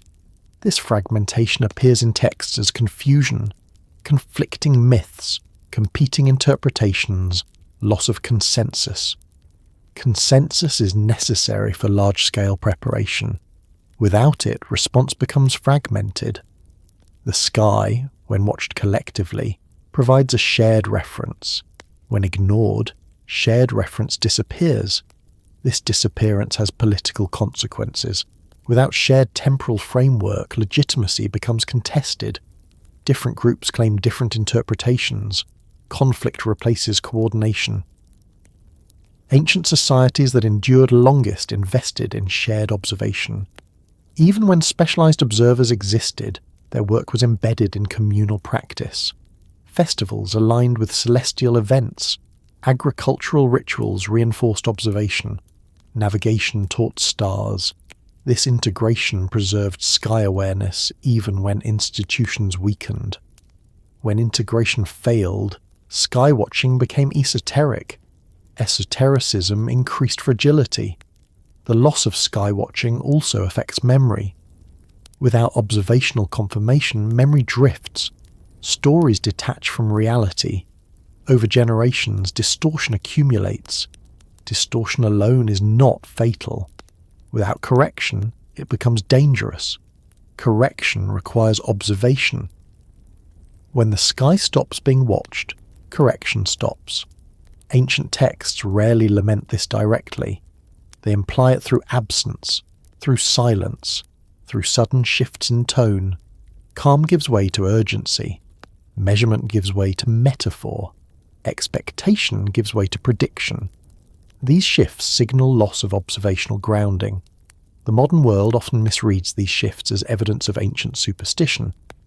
In reality, they reflect breakdowns in the very practices that once produced clarity. Ancient societies were not naive observers who suddenly became fearful. They were disciplined observers whose discipline eroded under pressure. Understanding this helps reframe ancient narratives of warning and catastrophe. They are not evidence of irrational fear. They are evidence of lost alignment. The sky did not change. Attention did. This distinction matters because it shifts responsibility. Disruption is not imposed by a hostile cosmos. It emerges from misalignment between human systems and larger rhythms. This misalignment is not moral failure, it is structural. Ancient texts convey this indirectly by emphasizing neglect, forgetting, and loss of attention. When the sky stops being watched, societies lose a stabilizing reference point. They become reactive rather than anticipatory. This reactivity amplifies disruption.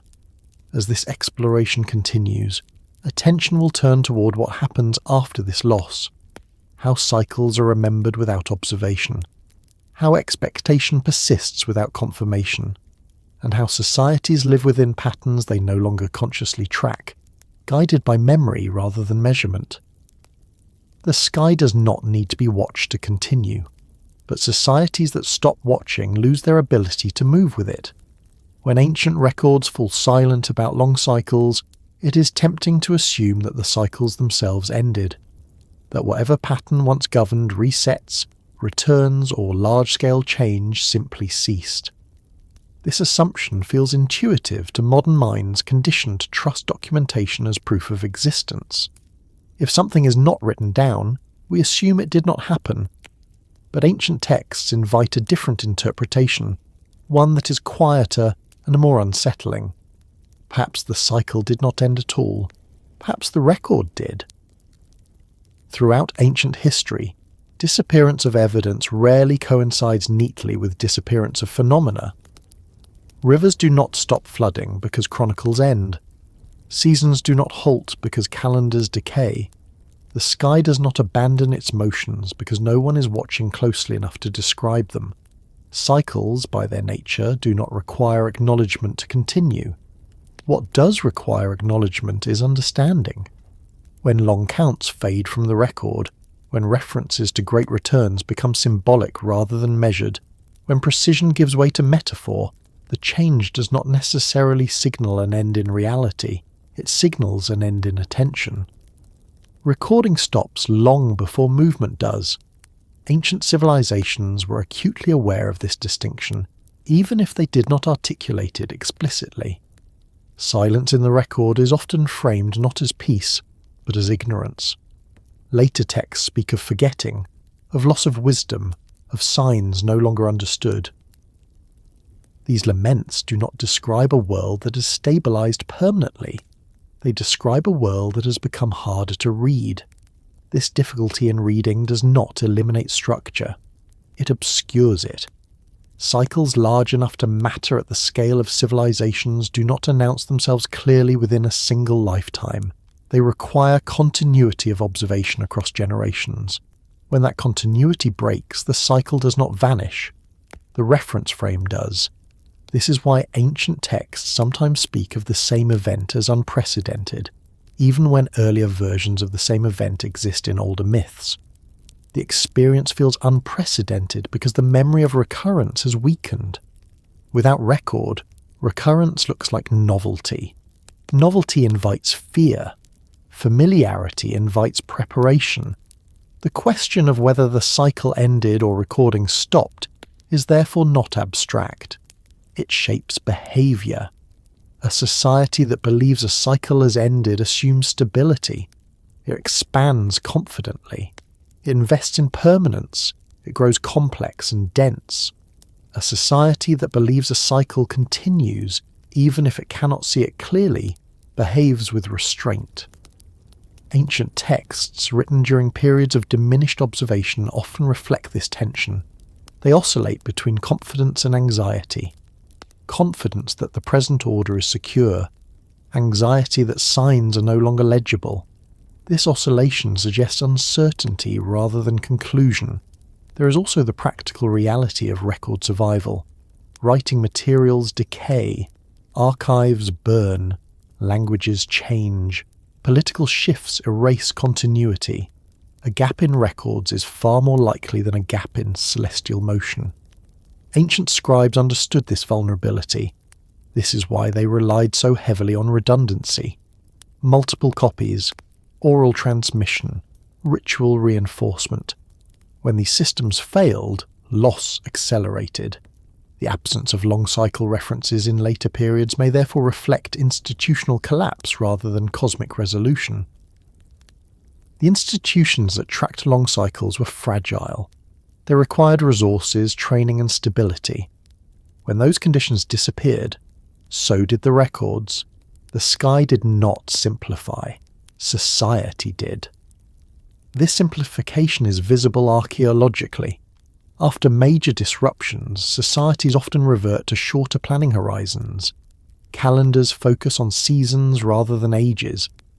Myths emphasize immediate moral lessons rather than structural cycles. Time compresses. Compressed time feels safer. It reduces cognitive load. It allows people to focus on survival. But it comes at a cost. Loss of long-term awareness removes an important brake on behaviour. When long cycles are no longer recorded, expansion accelerates. Limits fade from consciousness. This acceleration often precedes new disruption. From this perspective, the disappearance of long cycle records is not evidence that cycles ended. It may be evidence that societies entered a phase of forgetting that made them more vulnerable to recurrence. Ancient texts hint at this vulnerability obliquely. They describe eras when people believed the gods were absent, when the heavens were silent, when signs no longer appeared.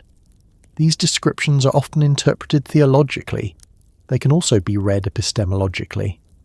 The problem is not absence of signs, it is loss of interpretation. When the framework for understanding cycles decays, observation becomes meaningless. People may still look at the sky, but without inherited context, what they see does not cohere. This incoherence leads to fragmentation. Different groups interpret the same phenomena differently. Consensus dissolves, coordination weakens. Without coordination, preparation becomes impossible.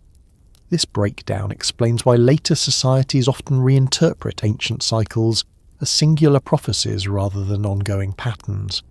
A prophecy requires no framework. It requires belief. A pattern requires discipline.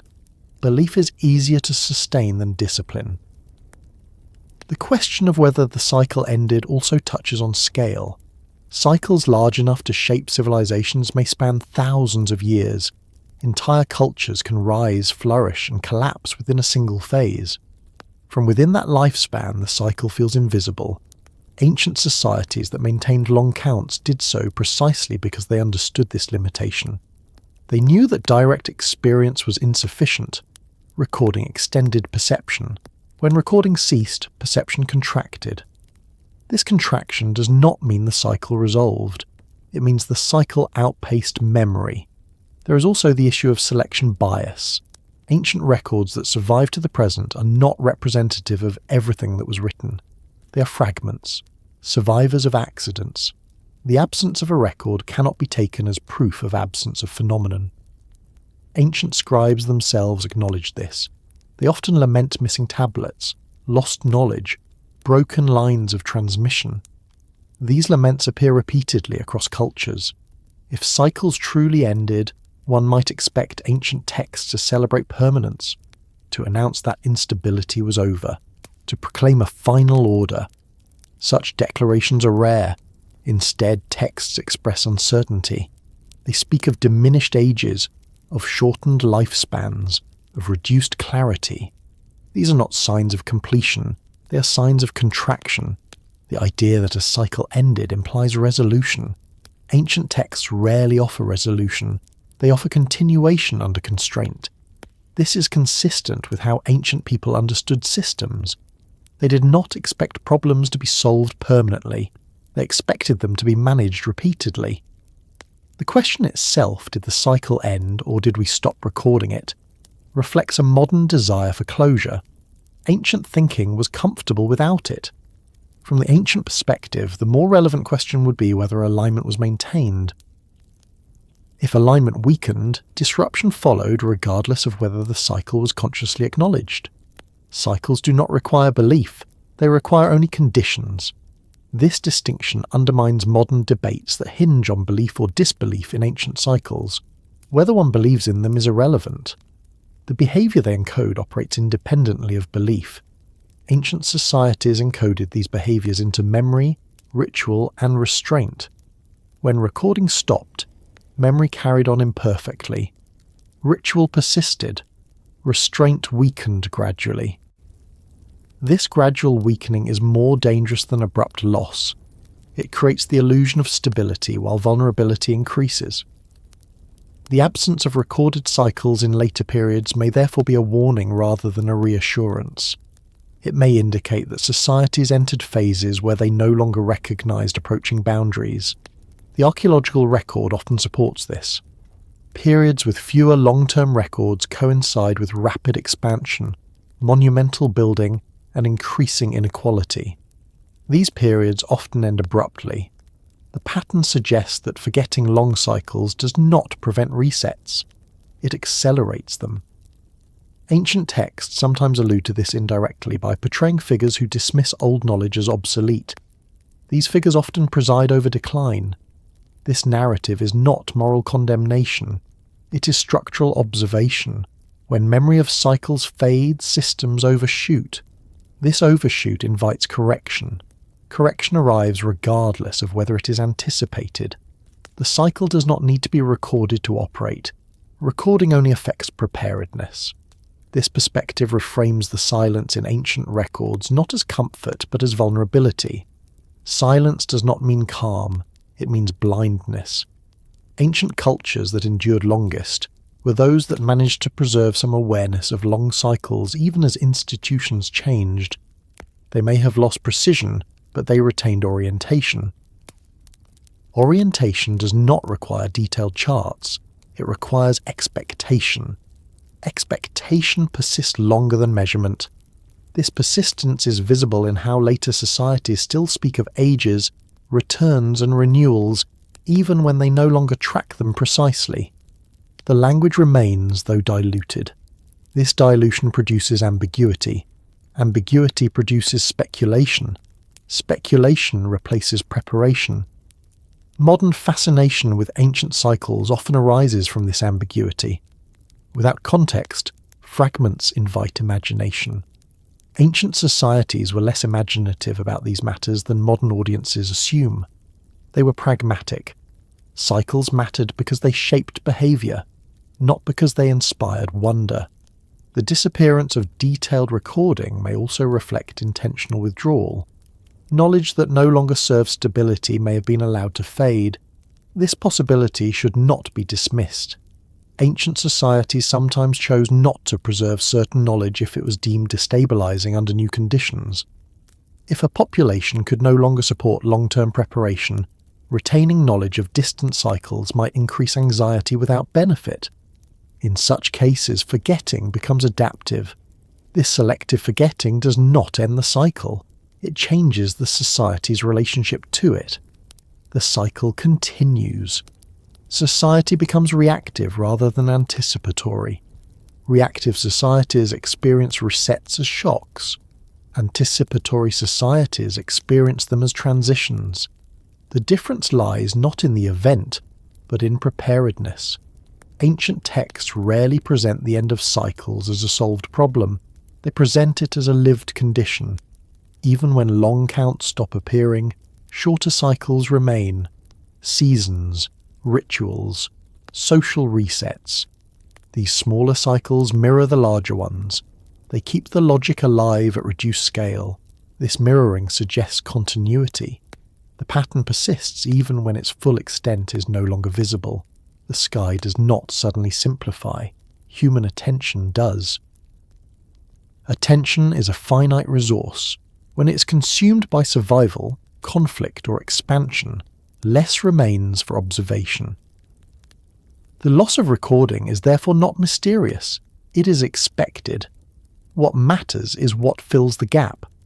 If memory, restraint, and expectation persist, societies can endure without detailed records. If those fade as well, vulnerability increases sharply. The question of whether the cycle ended is therefore less important than the question of whether awareness ended. Ancient texts imply that awareness is fragile. It requires maintenance. It decays under pressure. This decay is not failure. It is part of the cycle itself. Periods of awareness alternate with periods of forgetting. Observation alternates with myth. Precision alternates with symbol. These alternations mirror expansion and contraction. Understanding this helps reconcile apparent contradictions in ancient material. Detailed cycles appear, then vanish, then reappear in altered form. This pattern suggests continuity through transformation rather than termination. The cycle, whatever its precise nature, does not announce its conclusion. It does not resolve neatly. It continues until conditions change. Whether those conditions are recognized determines outcome. Ancient societies did not assume cycles would end. They assumed attention would waver. This assumption shaped their emphasis on memory, ritual, and restraint. When recording stopped, memory remained. When memory weakened, behavior changed. The question facing any society is not whether cycles exist, but whether it still knows how to live with them. Ancient texts leave this question open deliberately. They do not provide answers, they provide patterns. Those patterns do not conclude, they repeat. And in that repetition, the silence in the record becomes meaningful not as an ending, but as a pause in awareness, a narrowing of vision, and a reminder that what is not recorded does not cease to exist. It simply moves beyond the range of attention until circumstances force recognition again. As the long arc of this exploration settles into quiet, the idea that remains is not dramatic, and it is not urgent. It does not demand belief, action, or resolution. It simply rests there, steady and unresolved, the way ancient ideas often do when they were meant to be lived with rather than answered. The possibility that the world has restarted before does not arrive as a revelation. It arrives as a condition. Ancient texts rarely end with certainty. They do not close their accounts by declaring that the pattern is finished, or that stability has finally been achieved. Instead, they taper into continuity. They return to ordinary life. Work resumes. Ritual continues. The sky keeps moving. This lack of finality is not oversight. It reflects an understanding that cycles do not conclude cleanly, and neither does awareness of them. When ancient writers approached the edges of what they could know, they did not push beyond those edges with speculation. They slowed. They simplified. They allowed silence to take over where precision failed. That silence was not emptiness. It was restraint. The thought that the world has restarted before was not intended to provoke fear or anticipation. It functioned as orientation. It suggested that what feels unprecedented may not be unique, and that what feels permanent may be temporary. This orientation did not require constant attention. It was meant to sit quietly beneath daily life, shaping behaviour indirectly. For ancient societies, this awareness softened extremes. It discouraged absolute confidence during periods of prosperity. It reduced despair during periods of loss. When growth occurred, it was tempered by memory of contraction. When contraction occurred, it was contextualized by memory of recovery. This balance is visible in how ancient texts frame their most difficult passages. They do not dwell on catastrophe. They move through it. They do not elevate suffering into spectacle. They acknowledge it and continue. This tone reflects a familiarity with disruption that modern audiences often underestimate. The idea of restarting does not imply repetition in detail. Ancient texts do not claim that each cycle returns the world to an identical state. They emphasize difference as much as continuity. Each restart produces a world that is altered, constrained, and adjusted. Memory carries forward, but form changes. This distinction matters. It prevents the idea of restart from becoming comforting or fatalistic. It is neither. A restart does not restore what was lost. It reconfigures what remains. Ancient societies accepted this reconfiguration without resentment. Loss was not framed as theft. It was framed as consequence. Excess led to reduction. Complexity led to simplification. Overreach led to contraction. These outcomes were not moral judgments. They were structural responses. Living with this understanding required humility. It required acceptance that no generation stands outside the pattern. It required recognition that stability is a phase, not a destination. This humility is woven quietly into ancient narratives. Even gods are subject to cycles. Their authority changes. Their roles shift. Some withdraw. Others emerge. No figure remains supreme indefinitely. This portrayal reinforces the idea that permanence is not natural. For humans, this translated into an ethic of moderation. Ancient texts praise patience more often than ambition, endurance more often than conquest, continuity more often than novelty. These values supported survival across repeated disruption. The thought that the world has restarted before also reframes achievement. Monuments, technologies, and empires are not dismissed, but they are contextualized.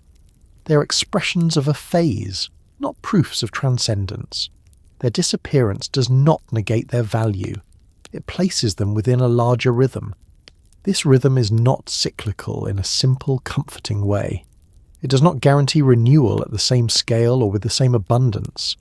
Ancient texts often suggest that each restart narrows possibilities. Lifespans shorten, resources become scarcer, limits tighten. This progression introduces gravity into the idea of recurrence. The world may restart, but it does not reset without cost. This gravity discourages complacency. It frames survival as effortful rather than automatic. Continuity depends on behavior. Memory matters, restraint matters, cooperation matters. Ancient societies encoded these lessons not through instruction manuals, but through tone. Calm replaced urgency. Observation replaced proclamation. Silence replaced speculation. These choices reflect an understanding that some ideas are destabilizing if handled loudly. The quiet thought before rest is therefore not a warning. It is a positioning. It places the listener not at the end of history, and not at its beginning, but somewhere within it. This positioning reduces the pressure to resolve uncertainty. Ancient cultures were comfortable with unresolved questions. They did not require closure to function. They required orientation. Orientation tells people how to stand, not where to arrive. The modern impulse is often to ask whether the cycle is real, whether it will return, whether it can be measured, whether it can be avoided. Ancient texts rarely engage these impulses directly. They bypass them by focusing on what remains constant regardless of answers. People will build, systems will grow, limits will be tested, disruption will occur, recovery will follow, memory will carry forward unevenly. This sequence repeats whether acknowledged or not. The quiet power of this understanding lies in its lack of demand. It does not insist that anyone believe in a specific mechanism. It does not require alignment with a particular cosmology. It simply reflects patterns observed over long spans of time. These patterns are not exclusive to ancient worlds. They continue wherever systems grow faster than their capacity to sustain themselves. The language changes, the context shifts, the structure remains. Ancient texts were not attempting to predict modern conditions. They were describing a relationship between growth, awareness, and limits that transcends era. This relationship does not punish. It responds. The thought that the world has restarted before removes some of the weight from the present moment. It suggests that whatever unfolds does not exhaust possibility. It also removes the illusion that present arrangements are immune to change. This balance discourages both panic and arrogance. For ancient societies, living within this balance required constant adjustment. They did not retreat from building or organizing. They did not freeze in anticipation of collapse. They continued with caution. This caution appears in how often ancient texts praise quiet work, farming, craft, record-keeping, teaching. These activities persist across resets because they are adaptable. They do not depend on scale. The same applies to relationships. Family structures, shared labour, and mutual obligations survive disruption better than centralised authority. Ancient narratives reflect this by focusing on households rather than institutions during recovery. The quiet thought before rest also acknowledges uncertainty without dramatising it. Ancient writers did not pretend to know the full scope of cycles. They worked within partial understanding. They accepted that some patterns exceeded comprehension. This acceptance reduced anxiety. It allowed people to live fully without demanding certainty about outcomes beyond their influence. The modern desire for definitive answers often produces restlessness. Ancient restraint produced steadiness. This steadiness is audible in the tone of surviving texts. Even when describing destruction, they maintain composure. Even when lamenting loss, they avoid hysteria. This composure is not emotional distance, it is practiced endurance. Endurance does not require optimism, it requires continuity of effort. The idea of restarting also reframes time itself. Time is not a race toward an endpoint. It is a field of movement. Progress is not linear, it is episodic. Ancient societies did not measure success by permanence. They measured it by duration within constraint. A city that lasts centuries and rebuilds after collapse is successful in this framework. An empire that expands rapidly and disappears is not. This perspective alters how value is assigned. Stability becomes valuable. Adaptability becomes admirable. Excess becomes suspect. The quiet thought before rest does not demand agreement. It does not ask for interpretation.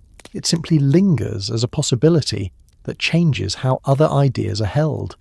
If the world has restarted before, then survival is not miraculous. It is practiced. If continuity has persisted through loss, then resilience is learned. This learning does not guarantee comfort.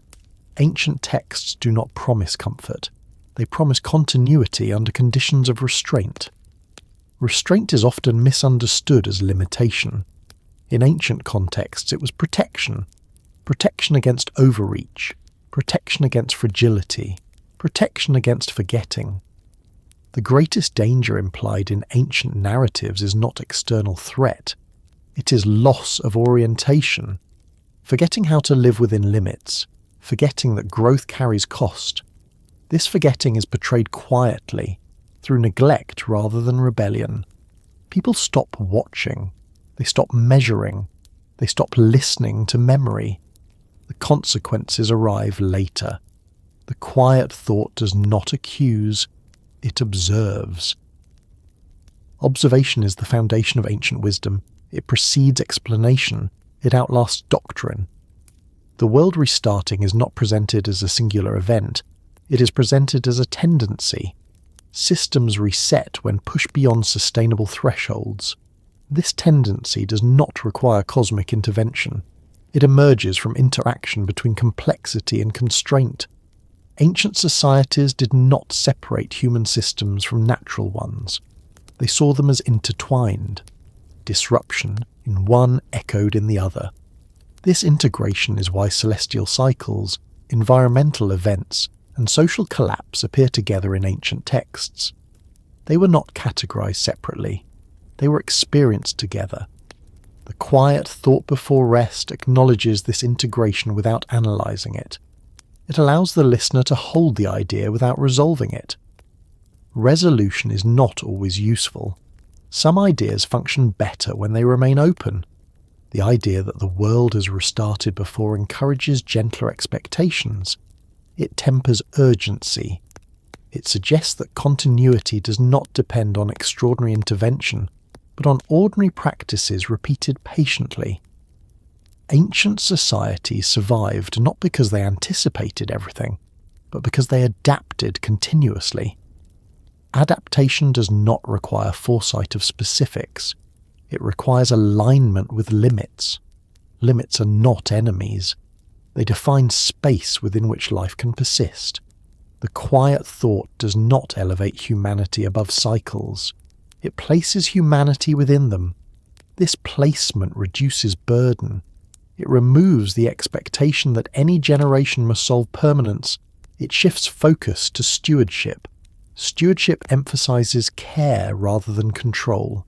Ancient texts consistently praise those who maintain rather than dominate, those who preserve rather than expand endlessly. This praise is understated. It does not glorify. It normalizes. Normalization is powerful. It shapes behavior without argument. The quiet thought before rest functions the same way. It does not persuade. It settles. It suggests that continuity has been achieved before under harsher conditions than the present. It also suggests that continuity was not effortless. Effort was distributed, shared, repeated. This repetition did not require constant awareness of cycles. It required habits shaped by memory. Memory does not need to be precise to be effective. It needs to endure. Endurance is quiet. As the attention relaxes, the idea remains in the background, not as a conclusion, but as a context. The world has moved through phases before. It has changed state. It has reduced and rebuilt. It has lost and carried forward. This movement does not stop. It does not announce itself. It does not demand reaction. It simply continues. And within that continuation, ancient societies learned to live not by chasing certainty, but by maintaining balance, preserving memory, and accepting that restarts belong to the structure of time rather than to moments of crisis. This acceptance does not close the story. It keeps it open. The thought does not end. It rests.